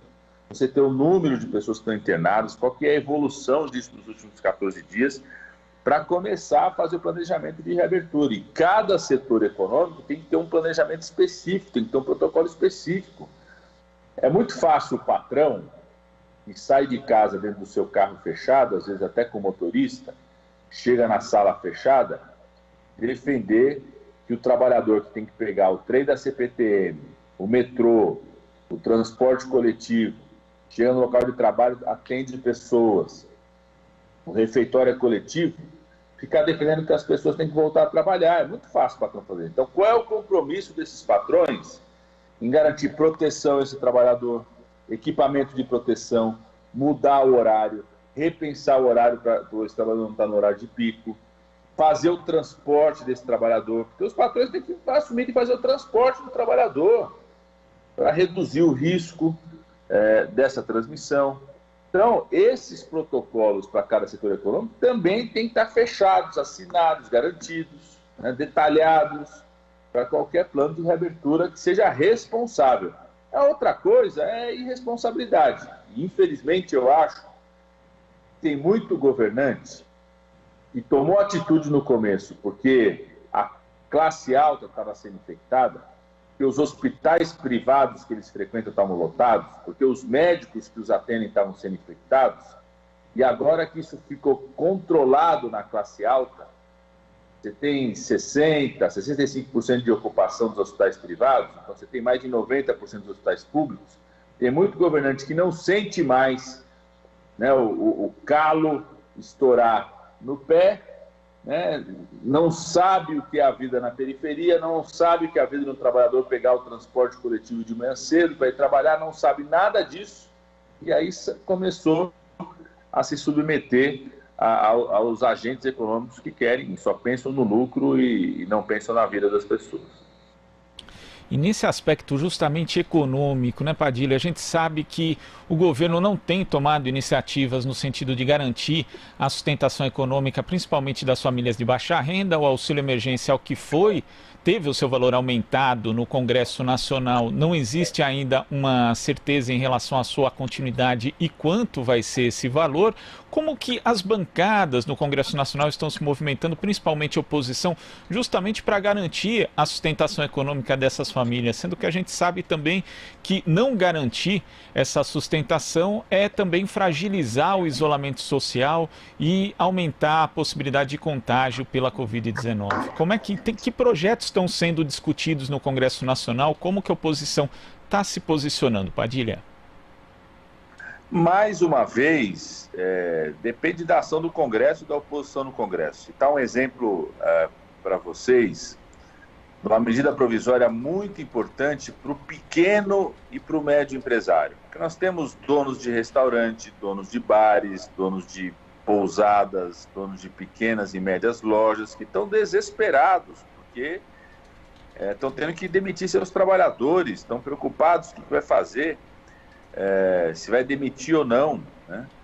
Então tem uma medida provisória que o governo mandou no primeiro momento, que não garantia renda, não garantia emprego, não garantia crédito para o pequeno e médio empresário, que nós estamos fazendo a defesa, fizemos emendas, aprovamos o relatório na Câmara e queremos aprovar no Senado. Queríamos ter aprovado ontem. Garante crédito para o pequeno dono de restaurante, né? Dono de atividade comercial pequena e média. Você tem empresas de contabilidade, um conjunto de empresas que às vezes são 5, 6, 7 trabalhadores, 10 trabalhadores, e a grande maioria dos empregos formais, inclusive, estão nesse segmento. Precisam de apoio, né? O PT já apresentou, estamos buscando colocar em votação, mais uma vez, a prorrogação da renda básica emergencial, do auxílio de R$ 1.200 para cada família. Aprovamos ontem uma medida importante, sou coautor dela, que reafirma que a mulher, se ela estiver sozinha nessa família, não tiver outro adulto, tem que receber R$ 1.200 e a garantia do pagamento disso, né? Infelizmente, a luta tem que deixar claro que o presidente Bolsonaro, na sua postura genocida, tem como uma das finalidades impedir que o povo receba esse recurso e impedir também que estados e municípios tenham recursos para ampliar atendimento, ampliar médico, ampliar testagem. O presidente Bolsonaro vetou ontem uma ajuda de mais de 8 bilhões de reais aos governos estaduais, aos governos municipais, que foi a oposição, inclusive, que construiu essa proposta, fez a emenda que garante esse recurso para os estados e municípios, foi vetado. Então, se o que tem hoje de atendimento, ampliação de atendimento está sendo feito pelos estados e pelos municípios, não pelo governo federal, Bolsonaro tenta sufocar os governadores e prefeitos exatamente para que não tenha ações tanto de ampliação do atendimento à saúde na rede pública, quanto também de assistência às famílias que têm que ficar em casa. Uma demonstração disso é a baixíssima execução dos recursos que estão disponíveis para o Ministério da Saúde desde o começo do ano. Não teve 1/3 da execução dos recursos que foram destinados à Covid-19, porque o Ministério da Saúde está parado, troca ministro toda hora, o ministro que está lá tem que ficar mais respondendo às tentativas genocidas do presidente do que tocando a máquina, do que conversando com secretários estaduais e municipais. A equipe foi toda desmontada. Então tem um projeto genocida em curso. Bolsonaro está convencido de uma coisa, de que a pandemia só para quando 70% da população se infectar. O que ele não entendeu ainda é que essa tragédia humana está acontecendo com proporções de infecção que estão muito longe dos 70%. Para vocês terem ideia, Nova York, depois de toda a tragédia que aconteceu em Nova York, os Estados Unidos morreu mais gente por Covid-19 do que na Guerra do Vietnã. Fizeram lá, depois da tragédia, um inquérito sorológico, ou seja, colhe sangue de todo mundo, quem tem sintoma, quem não tem, para ver quem de fato se infectou, deu 20% a 25%, 25% nos bairros mais graves. Ou seja, chegar a 70%, 80% em Nova York é uma tragédia 3, 4 vezes maior do que Nova York. Aqui na cidade de São Paulo, os inquéritos que foram feitos até agora variam de 3% a 5% da população infectada. Então, chegar a 70%, 80% aqui na cidade de São Paulo é uma tragédia 15 vezes maior do que nós estamos vivendo hoje em relação ao número de casos graves e mortes. Então, mas Bolsonaro botou isso na cabeça, tem que liberar para o povo se infectar logo. Como ele diz, morre, todo mundo tem que morrer mesmo, né? Porque ele botou na cabeça que ele precisa fazer isso para colocar a atividade econômica, o lucro em dia, porque ele só está preocupado para governar para quem gera, para quem tem lucro. O governo dele está voltado para isso. E, infelizmente, por isso que a gente precisa tirar esse presidente da presidência da República. Por isso que ele tem que ser interditado. Por isso o fora Bolsonaro. Porque hoje o fora Bolsonaro não é questão política, é questão de vidas no país. E Padilha, quando você fala dessa questão do presidente acreditar ou querer impor o isolamento de rebanho, né? A gente teve ontem uma entrevista divulgada pelo principal epidemiologista da Suécia, a Suécia que foi adotada como exemplo aí por muitos apoiadores de Bolsonaro, sendo que a Suécia nem poderia ser qualificado como... porque o isolamento social voluntário da Suécia é muito maior, as taxas são muito maiores que as do Brasil. Mas ainda assim, ele foi tomado como exemplo, porque seria ali um modelo bem sucedido, e ontem o epidemiologista responsável pela estratégia de combate à Covid-19 no país reconheceu que deveria ter adotado o lockdown, que deveria ter tomado medidas mais rígidas e que mortes poderiam ter sido evitadas. Quer dizer, de fato, insistir nisso, como o presidente Bolsonaro faz, na verdade, leva a mortes que a gente não precisaria ter no país, né, Padilha? Só quem tem o genocídio como proposta pode continuar sustentando a defesa de que a gente não precisa ter isolamento, depois que vários países, a Suécia é o último exemplo deles, que não fizeram isolamento, agora reconhece que deveriam ter feito. A Suécia, 70% da população da Suécia mora sozinha.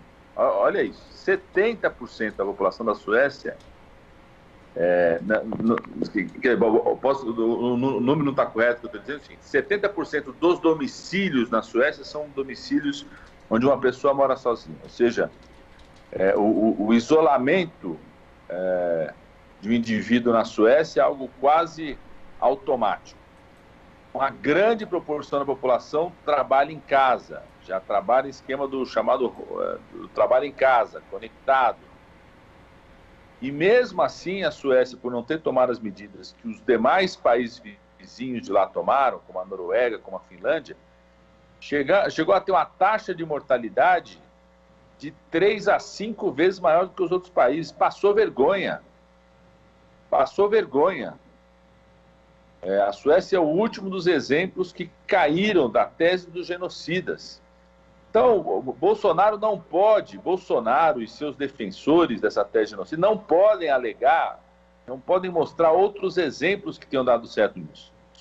Eles têm que assumir de vez que aquilo que Bolsonaro fala, que todo mundo vai morrer mesmo, que só vai parar quando 70% da população estiver infectada. Eles têm que passar a assumir isso, porque esse é o projeto deles. Não tem nenhuma evidência nos países que já testaram que isso deu certo. Pelo contrário, tiveram que mudar de opinião depois da tragédia ocorrida, ou reconhecer a tragédia,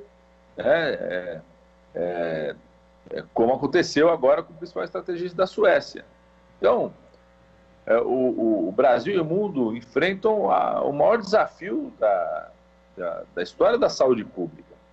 Ou a gente coloca os especialistas, ouvem, aqueles que acompanham esse tema na mesa de decisões, ou nós estamos dizendo que as vidas não importam. E, sinceramente, Bolsonaro, desde o começo, para mim, desde o começo do seu governo, para mim sempre foi muito claro que a vida não é algo que importa para Bolsonaro.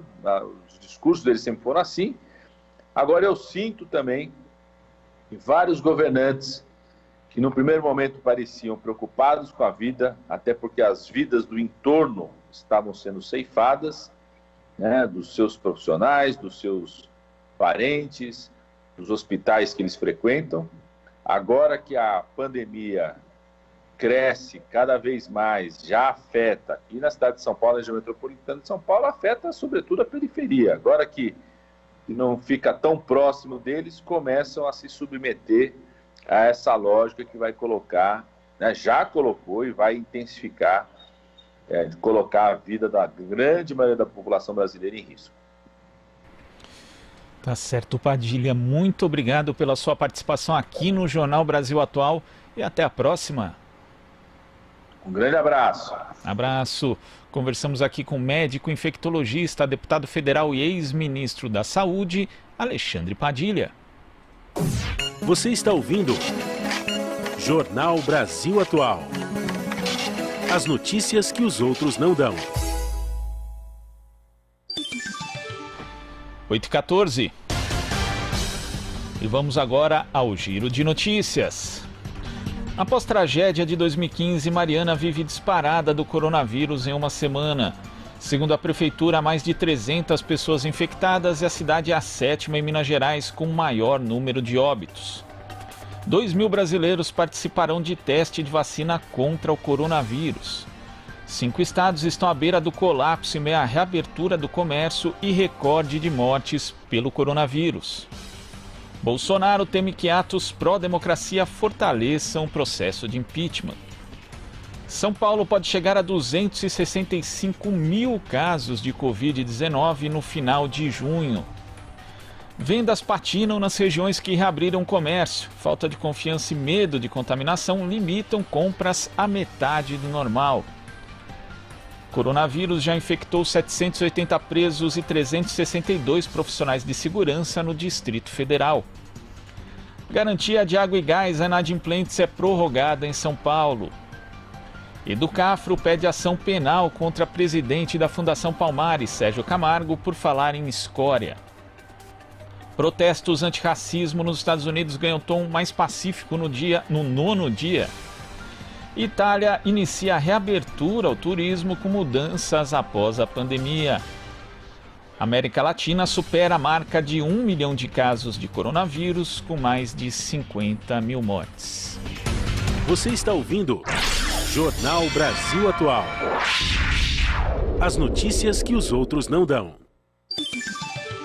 8h16. É fundamental impedir a disseminação de mentiras pela internet, mas isso não pode custar a nossa liberdade de expressão. No Senado, tramita um projeto de lei para combater as fake news, redigido de forma tão apressada que não houve debate com a sociedade e nem entre os próprios senadores. Confira na reportagem de João Miyagi. O resultado dessa negligência é que existem muitas falhas para corrigir. Uma delas prevê multar em até 10 bilhões de reais empresas como Facebook, YouTube ou Twitter que não apagarem publicações que a justiça pedir, independentemente delas terem sido julgadas como sendo verdadeiras ou não. Mas a gente tem que pensar, né, que muita gente pode usar esse dispositivo de uma forma maliciosa. E aí você imagina que isso vai acontecer a partir da entrada de uma ação na justiça, quer dizer, você pode ter esses agentes entrando com ações na justiça justamente para você censurar o que as pessoas estão falando. E há discursos que não são agradáveis para pessoas públicas, mas que são legítimos e que devem permanecer. Então. Outra preocupação é que o projeto de lei exige um documento oficial para a abertura de contas em redes sociais e que os delegados podem ter acesso a esse banco de dados sem qualquer autorização judicial. Nós no IDEC acreditamos que isso pode se tornar uma máquina de fraudes, né? Veja que hoje no país nós temos um cenário triste em relação a essa questão das fraudes, inclusive no contexto da pandemia, né? Muitas pessoas se aproveitando da fragilidade e vulnerabilidade de muitos usuários de internet e de outros serviços de telecomunicações, e nós acreditamos que condicionar a presença na rede social a informação, ao fornecimento desses dados pessoais é um abuso e vai gerar muito mais prejuízos do que benefícios. O projeto de lei também deixa para as próprias empresas privadas a checagem do que é fake news. Isso pode diminuir o direito à liberdade de expressão. Não se responsabiliza o intermediário, não se responsabiliza a plataforma por conteúdos postados por terceiros. Por quê? Porque se você responsabilizar a plataforma, a tendência é que a plataforma, recebendo qualquer tipo de notificação, ela retire aquele conteúdo. E retirando o conteúdo, você tem risco de comprometimento à liberdade de expressão. Na opinião dos especialistas em comunicação e internet, para lutar contra as mentiras e boatos que circulam na rede, são necessárias boas leis, transparência, combate às organizações criminosas virtuais e educação. E acho que é importante e fundamental a gente pensar numa perspectiva de investimento na educação, porque as técnicas para disseminar desinformação vão mudar, e se a gente não tiver um fortalecimento da educação para a mídia, que é algo que a gente vem discutindo há muito tempo, dificilmente a gente vai conseguir lidar com esse problema no longo prazo. Nós precisamos combater a desinformação, buscando desarmar essas quadrilhas, esses criminosos que disseminam fake news e, ao mesmo tempo, buscar meios de garantir mais informação plural para a sociedade. Esses são os dois caminhos que nós avaliamos que são os mais corretos para combater essa expansão das fake news aqui no Brasil. Hoje, a internet, para você ter uma ideia, o YouTube só está atrás da Rede Globo em audiência. Então, nós precisamos estar mais educados a respeito dessas novas tecnologias que têm trazido a informação para a sociedade. Esta é a Rádio Brasil Atual. No Brasil, a cidade de São Paulo e o estado de São Paulo são o epicentro da pandemia. No começo, o governador João Dória e o prefeito Bruno Covas assumiram o compromisso de tomar medidas baseadas na ciência. Só que, recentemente, o governador flexibilizou o isolamento com a chamada retomada consciente, justamente com a curva do número de casos em ascensão. A gente vai falar sobre a responsabilidade dos governos, a responsabilidade das empresas, com o Caio Magri, ele que é diretor-presidente do Instituto Etos. Oi, Caio, bom dia. Oi, Marilu. Oi, todos os ouvintes e espectadores da Rádio Brasil Atual. Bom, Caio, vamos falar aqui sobre a responsabilização, né, dos governos. A gente leu um artigo seu, né, na sua coluna no UOL, um alerta para um genocídio em marcha. Você citou, inclusive, a publicação sobre a responsabilidade pelas mortes evitáveis, né, por Covid-19, que foi assinada aí pelo IDEC, Oxfam Brasil, SBPC, Instituto Etos, Anistia Internacional, ABI, bom, entre tantas organizações. Eu queria que você falasse sobre essa responsabilidade, né, ou irresponsabilidade dos governos e das empresas neste momento, onde a curva ainda está ascendente. Pois é, Marilu, a gente tem nesse momento é muito importante a gente ter claro que a responsabilização da sociedade, dos governos, das instituições sobre os impactos da pandemia são enormes. Todos nós temos responsabilidades nesse momento, sejam responsabilidades jurídicas, responsabilidades políticas, responsabilidades sociais. Nesse caso específico do alerta, e é um movimento que o Etos está participando com bastante força, o que a gente quer chamar a atenção é de que, sim, buscaremos evidências, provas que responsabilizem os governantes que não estiverem adotando todas as medidas necessárias preconizadas pela Organização Mundial de Saúde, pelas autoridades sanitárias do país, para que a gente possa reduzir os impactos, garantir a vida e reduzir os impactos da pandemia. O que significa evitar mortes. Reduzir o impacto da pandemia é simplesmente isso, é evitar mortes. A gente tem hoje uma possibilidade de escalada ainda enorme no Brasil. E eu quero deixar claro aqui que, no nosso modo de entender, a responsabilidade maior e concreta é do governo Bolsonaro. O governo Bolsonaro tem se mostrado omisso, tem se mostrado desconstrutivo das políticas necessárias, tem se mostrado sabotando as medidas necessárias, Onde é que já se viu que nós temos 3 ministros da saúde em 4 meses, 5 meses, né? Para, quando era necessário, articular diálogos com os governadores, com os prefeitos, com a sociedade, com os órgãos de pesquisa para poder atuar de uma maneira efetiva. Hoje, o Ministério Público Federal está entrando com uma ação para questionar o uso do orçamento e dos recursos no combate à pandemia. O que o Ministério Público Federal diz é o seguinte: não estão sendo usados os recursos necessários e disponíveis. Não é que você tem que inventar, né, novos recursos. Eles estão disponíveis. Os recursos não estão sendo utilizados pelo governo federal. Portanto, nesse momento, a crise, a escalada e o recorde que o Brasil vai bater de mortes da pandemia global do coronavírus, da Covid-19, é responsabilidade do governo Bolsonaro de uma maneira muito clara. Agora, como é que nós podemos avançar para que isso se transforme efetivamente em algo que seja, por exemplo, uma ação judicial, né? Um processo de responsabilização civil, criminal e política. A política é o impeachment. A política é a saída do cargo. Agora, existem responsabilidades civis e criminais que estão previstas na Constituição. Essa é a nossa perspectiva com relação a essa pauta. Agora, já existe no Congresso exatamente projetos nesse sentido, de responsabilidade, de crime de responsabilidade em relação ao presidente Bolsonaro, né? Exatamente, porque você tem, na Constituição já existe um espaço de interpretação jurídica para isso, né? A principal responsabilidade dos governantes pela Constituição brasileira é zelar pela vida e garantir a harmonia, a democracia e que a sociedade consiga evoluir. Essa é a questão central. Agora, o senador Fábio Cantarato está com um projeto de lei no Senado para poder agilizar esse processo de responsabilização das autoridades. E você falou muito bem. Acho que a gente precisa olhar também para a responsabilidade do governador João Dória e do prefeito Bruno Covas, que se tiveram até agora posições bastante importantes de isolamento social e de redução do impacto da pandemia na cidade de São Paulo e no Estado, não é momento de flexibilizar absolutamente nada.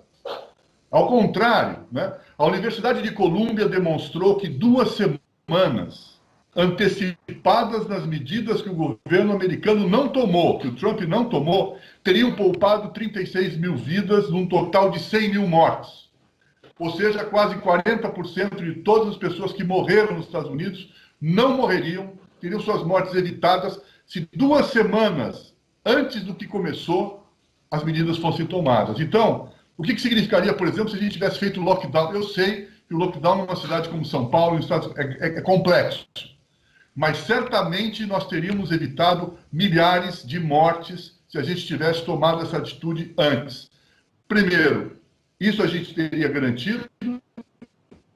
Segundo, a gente teria reduzido o impacto do sistema, portanto, deixar o sistema de saúde um pouco mais capaz de atender a todos e a retomada das questões econômicas com mais rapidez.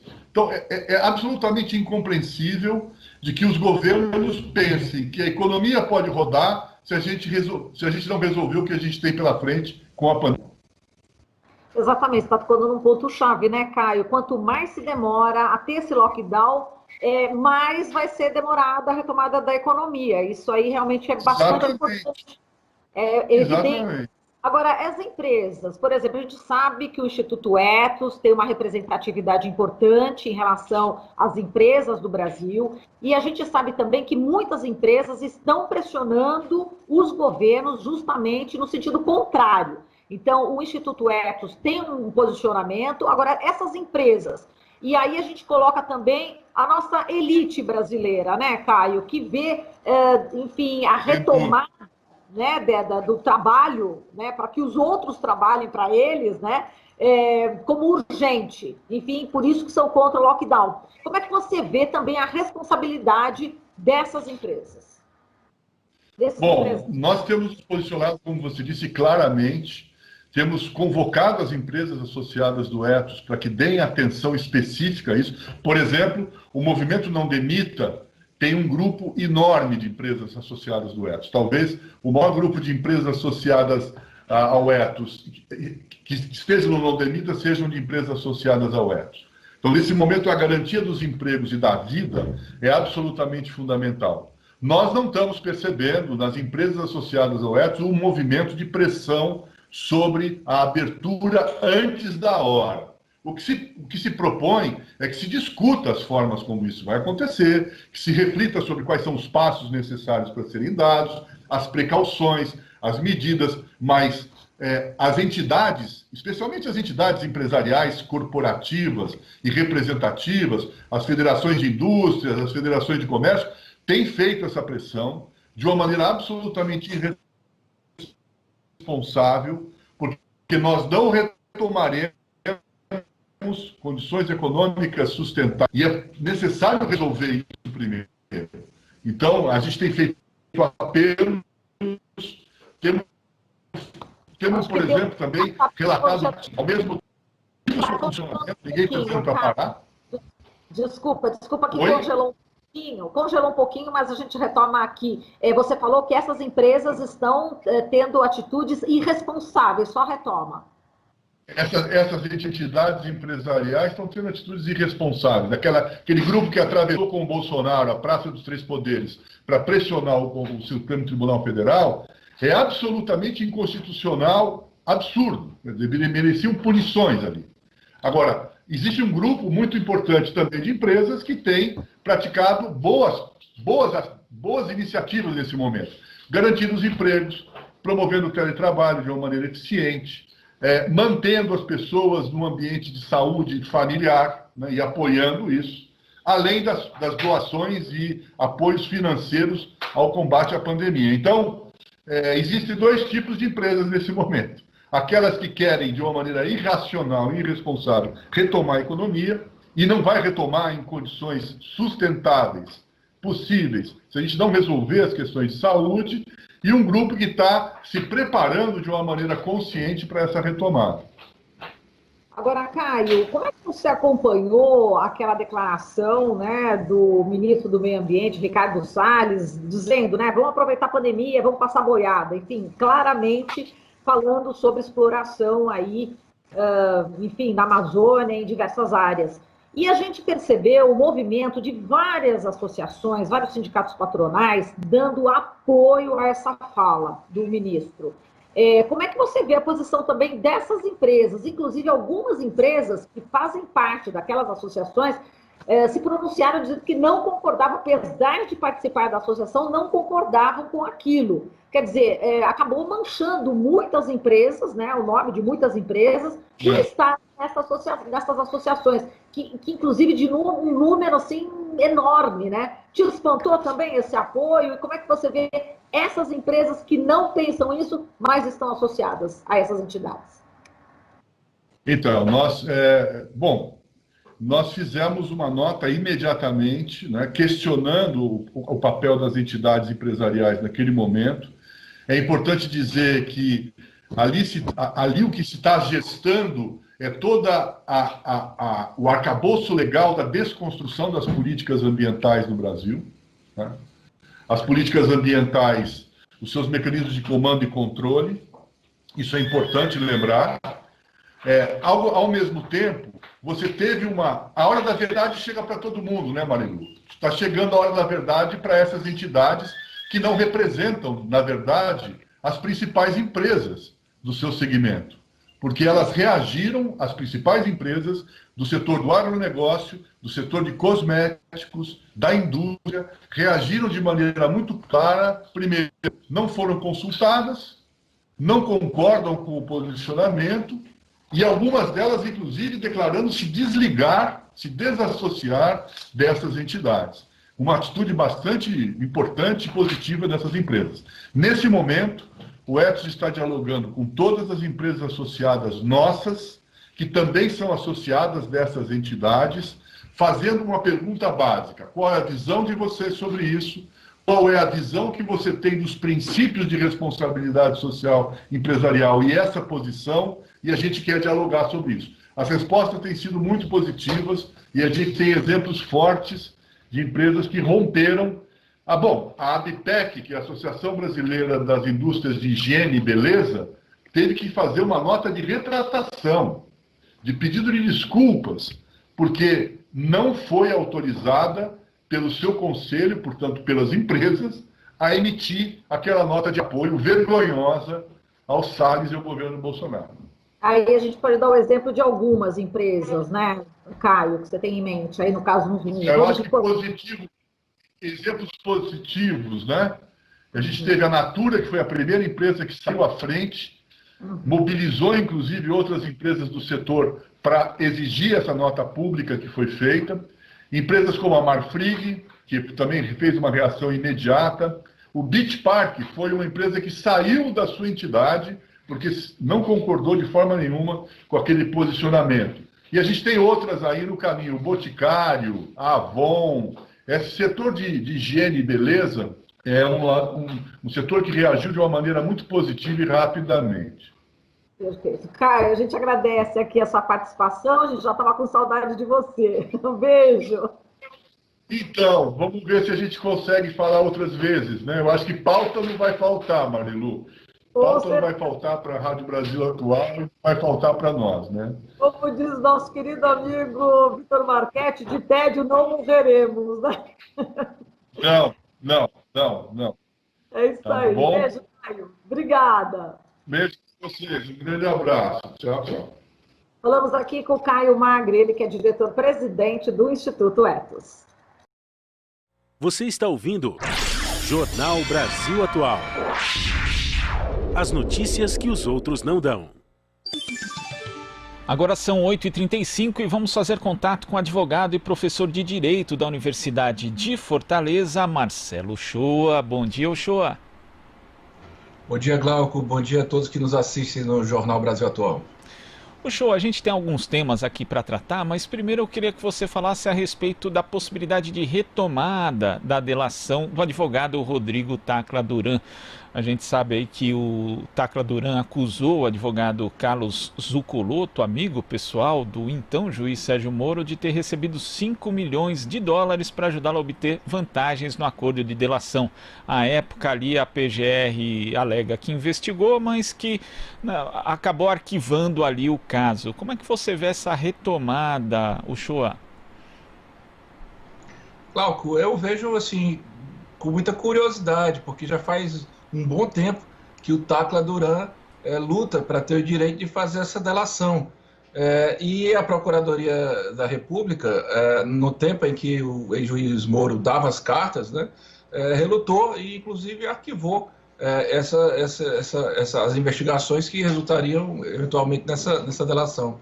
O que o Tacla Duran tenta dizer, e fala que demonstrará isso na delação, é que enquanto ele tinha um processo de estipulação de termos de delação sendo desenvolvido com a Procuradoria da República, né, o Zuccolotto, que era amigo íntimo do ex-juiz Moro, na época juiz da Lava Jato, ex-sócio da sua esposa, barganhou com ele valores, quer dizer, estava cobrando dinheiro para conseguir mais benefícios na delação, ou seja, ele demonstraria, através desta nova delação, dessa que ele tenta fazer e que agora a PGR diz que vai reabrir, mostrar que a Lava Jato ela era uma fábrica de dinheiro para algumas pessoas e era uma fábrica de malfeitos para a grande maioria da sociedade. E isso é muito importante, porque o juiz Moro ele sempre foi muito a favor das delações. Agora, nessa que é contra ele, que pode desmascarar toda essa ideia de homem probo, de homem ético, de homem correto, ele não quer de jeito nenhum. Mas vamos esperar que a PGR faça isso. É claro que a PGR também, nesse momento, tem um objetivo de minar o Moro, tem uma briga comprada entre ele e o presidente da República.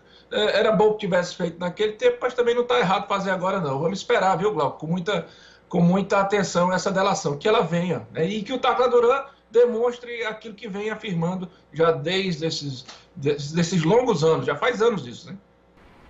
Agora, você citou, né, esse fato do então juiz Sérgio Moro adotar muito ali, né, legitimar o sistema de delações e agora se posicionar de forma contrária.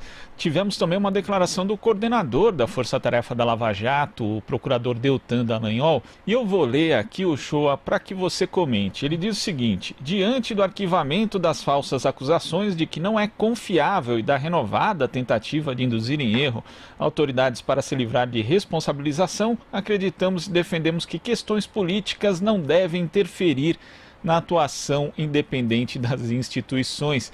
Como que você vê essa declaração, Shoa? Isso aí é uma piada, né, Glauco? Porque ele defende isso agora, mas não defendeu isso antes. A própria manifestação do Tacla Duran é no sentido de mostrar que a Lava Jato estava impregnada de conteúdo político. Não só de conteúdo político, mas também de ilícitos. Ele também teme, logicamente, a delação do Tacla Duran, porque ele se envolve diretamente da situação. Quer dizer, se o Zucoloto iria barganhar com alguém a diminuição de penas, melhorias de benefícios em função do recebimento de dinheiro, quem é que estaria na ponta da Lava Jato fazendo esse serviço sujo? Aí o Dallagnol também vai ter que se explicar muito bem sobre isso aí. É outro que vem tentando vender uma imagem de correição, quando na verdade no submundo tenta estabelecer critérios completamente danosos à democracia brasileira. Não só isso, mas aí tem a história daquela fundação que seria criada com recursos bilionários da Petrobras apreendidos no exterior. Quer dizer, o Ministério Público Federal está todo preso, né, nessa corrente de malfeitos ilícitos também. Agora, ainda dentro dessa confusão entre esferas jurídica e política, nós temos tido aí uma defesa veemente por parte, inclusive, de juristas, né, e mais principalmente de apoiadores de Jair Bolsonaro, em relação ao artigo 142 da Constituição Federal, que, em tese, segundo ele, justificaria uma eventual intervenção militar. Como é que você vê a discussão em torno disso? Quer dizer, nem chega a ser uma discussão, né, porque é uma parte muito minoritária que entende desse jeito. Mas como você vê a defesa dessa tese, Shoa? Glauco, veja só, se a gente for analisar só o conteúdo histórico, não faria o menor sentido uma Constituição que é chamada cidadã, que foi resultado de um processo de retomada da democracia depois de uma ditadura, estabelecer um empoderamento dessa magnitude às Forças Armadas. A Constituição do Brasil não faz isso. O que diz a Constituição no artigo 142 é que as Forças Armadas elas destinam-se à garantia dos poderes. Então, assim, se ela serve aos poderes, ela não está acima dos poderes, ela está abaixo dos poderes. As Forças Armadas não são um poder do Estado. O Estado tem 3 poderes, é o Executivo, o Legislativo e o Judiciário. Nem faria sentido as Forças Armadas serem um poder, porque não poderia ter o Presidente da República como chefe supremo, que o Presidente da República não poderia comandar 2 poderes. Né? Então, assim, nós não estamos mais na monarquia, nós estamos há 120 anos já num sistema republicano. O poder moderador foi extinto com a Constituição de 1891. Então, assim, esses argumentos são sofismas jurídicos que são levantados para tentar justificar o absurdo. A OAB já tem parecer com relação a isso, eu já vi declaração do Marco Aurélio, do ministro Gilmar Mendes. Então, isso assim, vamos deixar muito claramente, isso é ridículo. Agora, se alguém quer juridicamente justificar isso aí, que tenha dignidade, pelo menos, que é golpista. Porque não adianta você assumir um argumento desse e querer com sofisma fazer de conta que você está defendendo a legalidade, porque na verdade você é golpista. Tenha dignidade de assumir isso e pronto, meu amigo. É muito simples.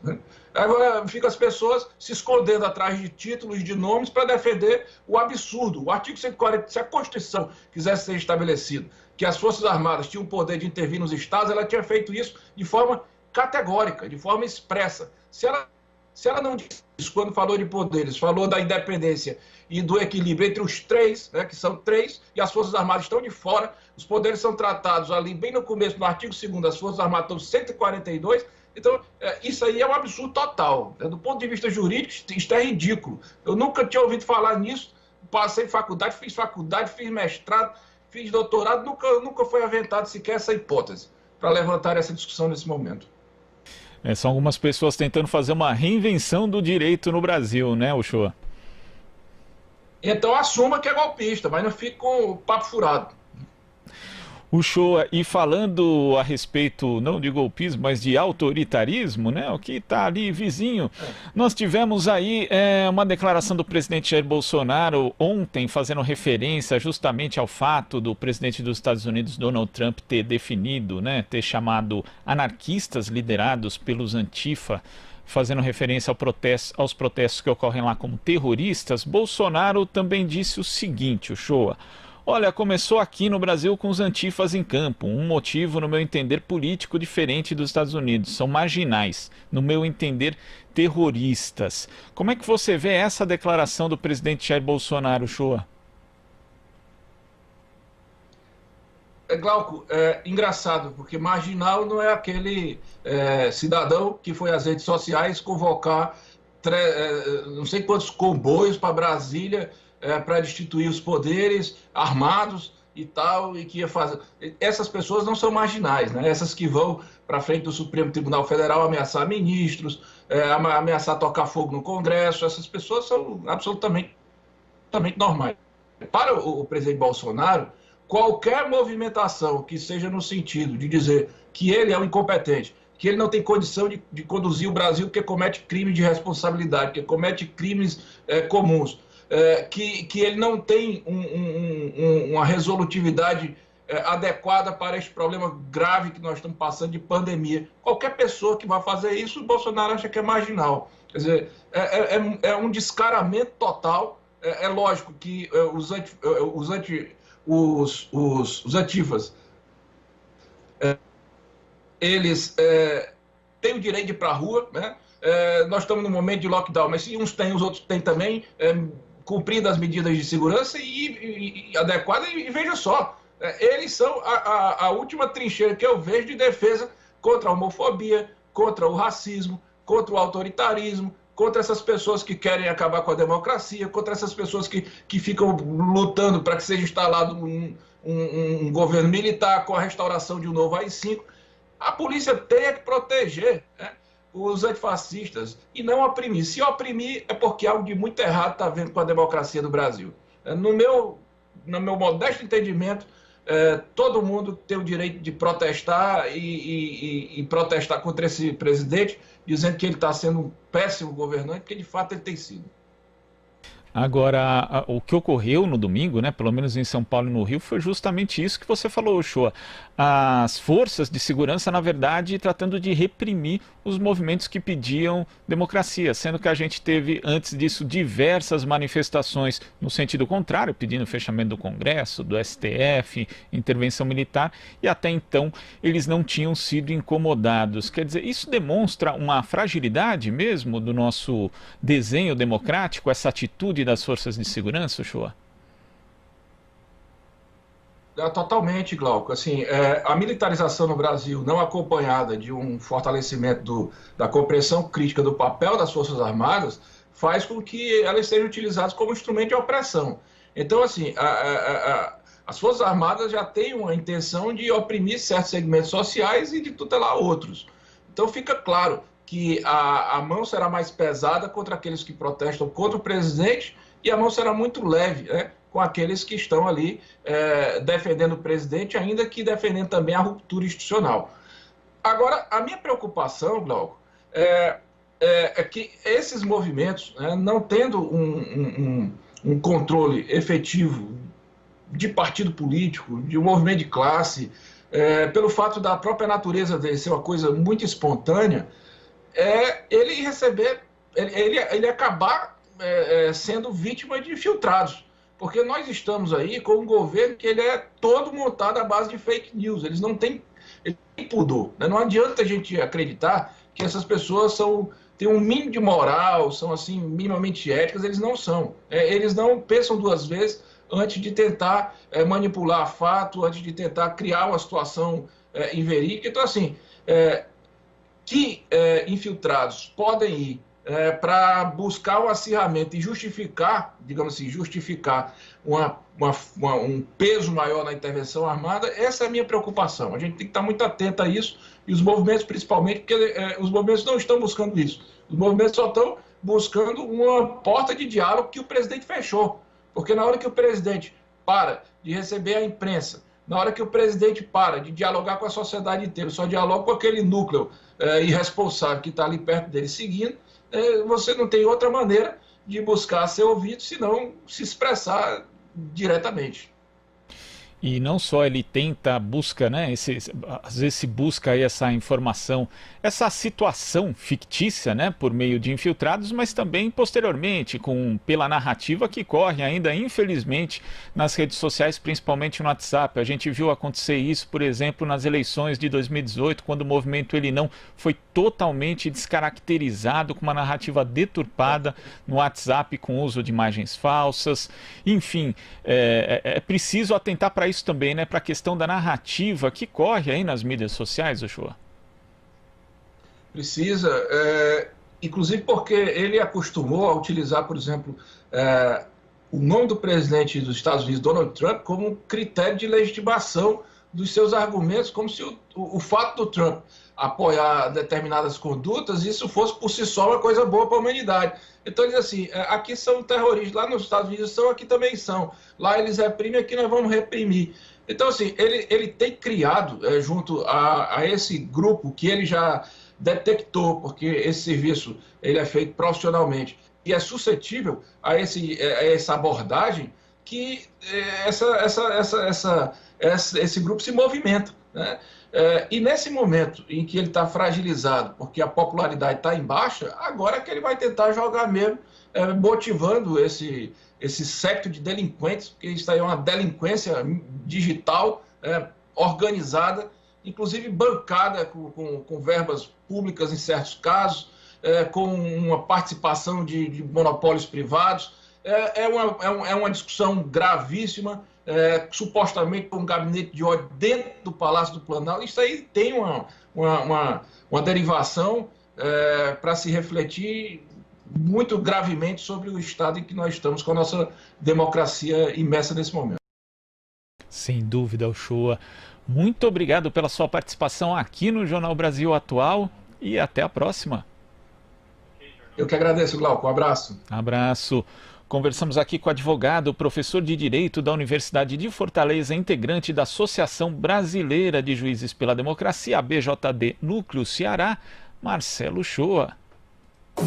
Você está ouvindo Jornal Brasil Atual.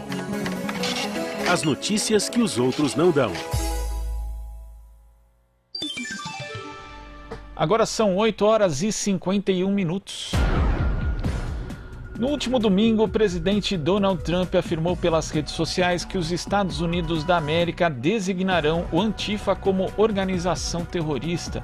A repórter Caroline Oliveira conversou com especialistas para falar justamente sobre as ideias de fascismo e antifascismo. Vamos acompanhar. As palavras fascista e fascismo vêm ganhando espaço dos holofotes da sociedade. Exemplo foi a manifestação realizada no último domingo, dia 31, em São Paulo, na qual torcidas organizadas de clubes de futebol se classificaram como antifascistas. Mas o que significa ser fascista e antifascista? Armando Boito Júnior, professor titular de Ciência Política da Universidade Estadual de Campinas, explica que o fascismo é um movimento social reacionário. Ele se situa nas camadas intermediárias da sociedade capitalista, ou seja, nas classes médias, e tem como principal objetivo a eliminação da esquerda do processo político. Que é uma ideologia de culto à violência, uma ideologia anticomunista, contrária aos movimentos de modernização e democratização dos costumes e da sociedade, não é? Na mesma linha, Valério Arcari, doutor em História pela Universidade de São Paulo, explica que o fascismo surge para anular a força política da classe trabalhadora. Para o professor, o bolsonarismo é um exemplo do fascismo do século XXI. Diferente do fascismo, o neofascismo traz certas particularidades do século XXI em relação ao movimento fascista do século XX. Arcari detalha as diferenças em relação ao movimento anterior, que foi organizado em torno de regimes como o de Adolf Hitler na Alemanha e de Benito Mussolini na Itália. É o fascismo do século XXI, né, o fascismo. Não precisa colocar o neo. Eles são fascistas, eles são os fascistas do século XXI. Então, os fascistas do século XXI, eles têm a sua é uma família, mas o gênero é fascista. Assim como o fascismo do século XX tinha o salazarismo, tinha o franquismo, tinha o nazismo, mas era um movimento de um mesmo gênero, eram todos fascistas, divididos em várias famílias. O bolsonarismo é o fascismo brasileiro do século XXI. Na mesma linha, o professor Armando Boito Júnior complementa a análise de Valério Arcari. Segundo ele, os movimentos fascistas alemão e italiano foram fomentados basicamente pelo pequeno burguês. Já o neofascismo, diferentemente, é um movimento da classe média. E o neofascismo não luta contra grandes partidos operários de massa, como o Partido Socialista, o Partido Comunista da Alemanha e da Itália da década de 20. Ele luta contra partidos de esquerda, de centro-esquerda, que não tem essa organização de massa e tão poderosa como na Alemanha e Itália da década de 20, né? Boito aponta outra diferença. O fascismo se combinou com a hegemonia do capital imperialista, procurando manter ou ampliar o controle sobre outros países. No Brasil, alguns autores se negam a utilizar o termo neofascismo ou fascismo no cenário brasileiro, por acreditarem que não há elementos suficientes para tal caracterização. Júnior, no entanto, alerta. Aqueles que ainda relutam ou recusam estão subestimando o perigo que nos ameaça. Porque todo governo fascista tem como programa máximo implantar uma ditadura. Então, usando o conceito de fascismo, você está consciente desse perigo. Não utilizando, você está subestimando o perigo. Outros autores ainda caracterizam o governo de Jair Bolsonaro como um populismo de direita. Para o professor da Unicamp, essa é uma caracterização equivocada. No Brasil, hoje, nós temos o fascismo. Não são traços de fascismo, aspectos de fascismo. É o fascismo. O fascismo a gente pode considerar um gênero. E ele tem diferentes espécies. Então, você teve o fascismo original, na Itália, na Alemanha, em outros países europeus, e agora você tem um movimento neofascista em escala internacional, na Ucrânia, por exemplo, e aqui no Brasil. Em consonância, Valério Arcari afirma que no Brasil, mais do que reacionário, o movimento fascista é da extrema-direita e contra-revolucionário. Para o estudioso, a peculiaridade do bolsonarismo é a implementação do fascismo por dentro das instituições. Ele vai anulando as próprias instituições do regime democrático liberal, em que há pesos e contrapesos. Para os fascistas é preciso tirar do caminho qualquer tipo de fiscalização do Congresso Nacional e qualquer tipo de limitação do Supremo Tribunal Federal. Ele tem que anular as outras instituições e concentrar todos os poderes no executivo, porque o fascismo é a contra-revolução, não é só a reação. De São Paulo, da Rádio Brasil de Fato, Caroline Oliveira. Você está ouvindo Jornal Brasil Atual. As notícias que os outros não dão. E o programa Colibri na Quarentena desta quinta-feira vai para o Rio de Janeiro falar com o cantor e compositor Tico Santa Cruz, do grupo Detonautas. Ele está fazendo lives com ação social, ajudando os técnicos de shows que passam por dificuldades financeiras nesta pandemia. Um papo sobre política, arte e música. Tico, aliás, acaba de lançar uma música inédita gravada nesse momento tão complicado. Tudo online com música em casa. Não perca logo mais ao meio-dia na Rádio Brasil Atual e no canal do YouTube da TVT. E o Jornal Brasil Atual vai ficando por aqui. A gente retorna amanhã a partir das 7 horas da manhã. Fique bem, fique em casa.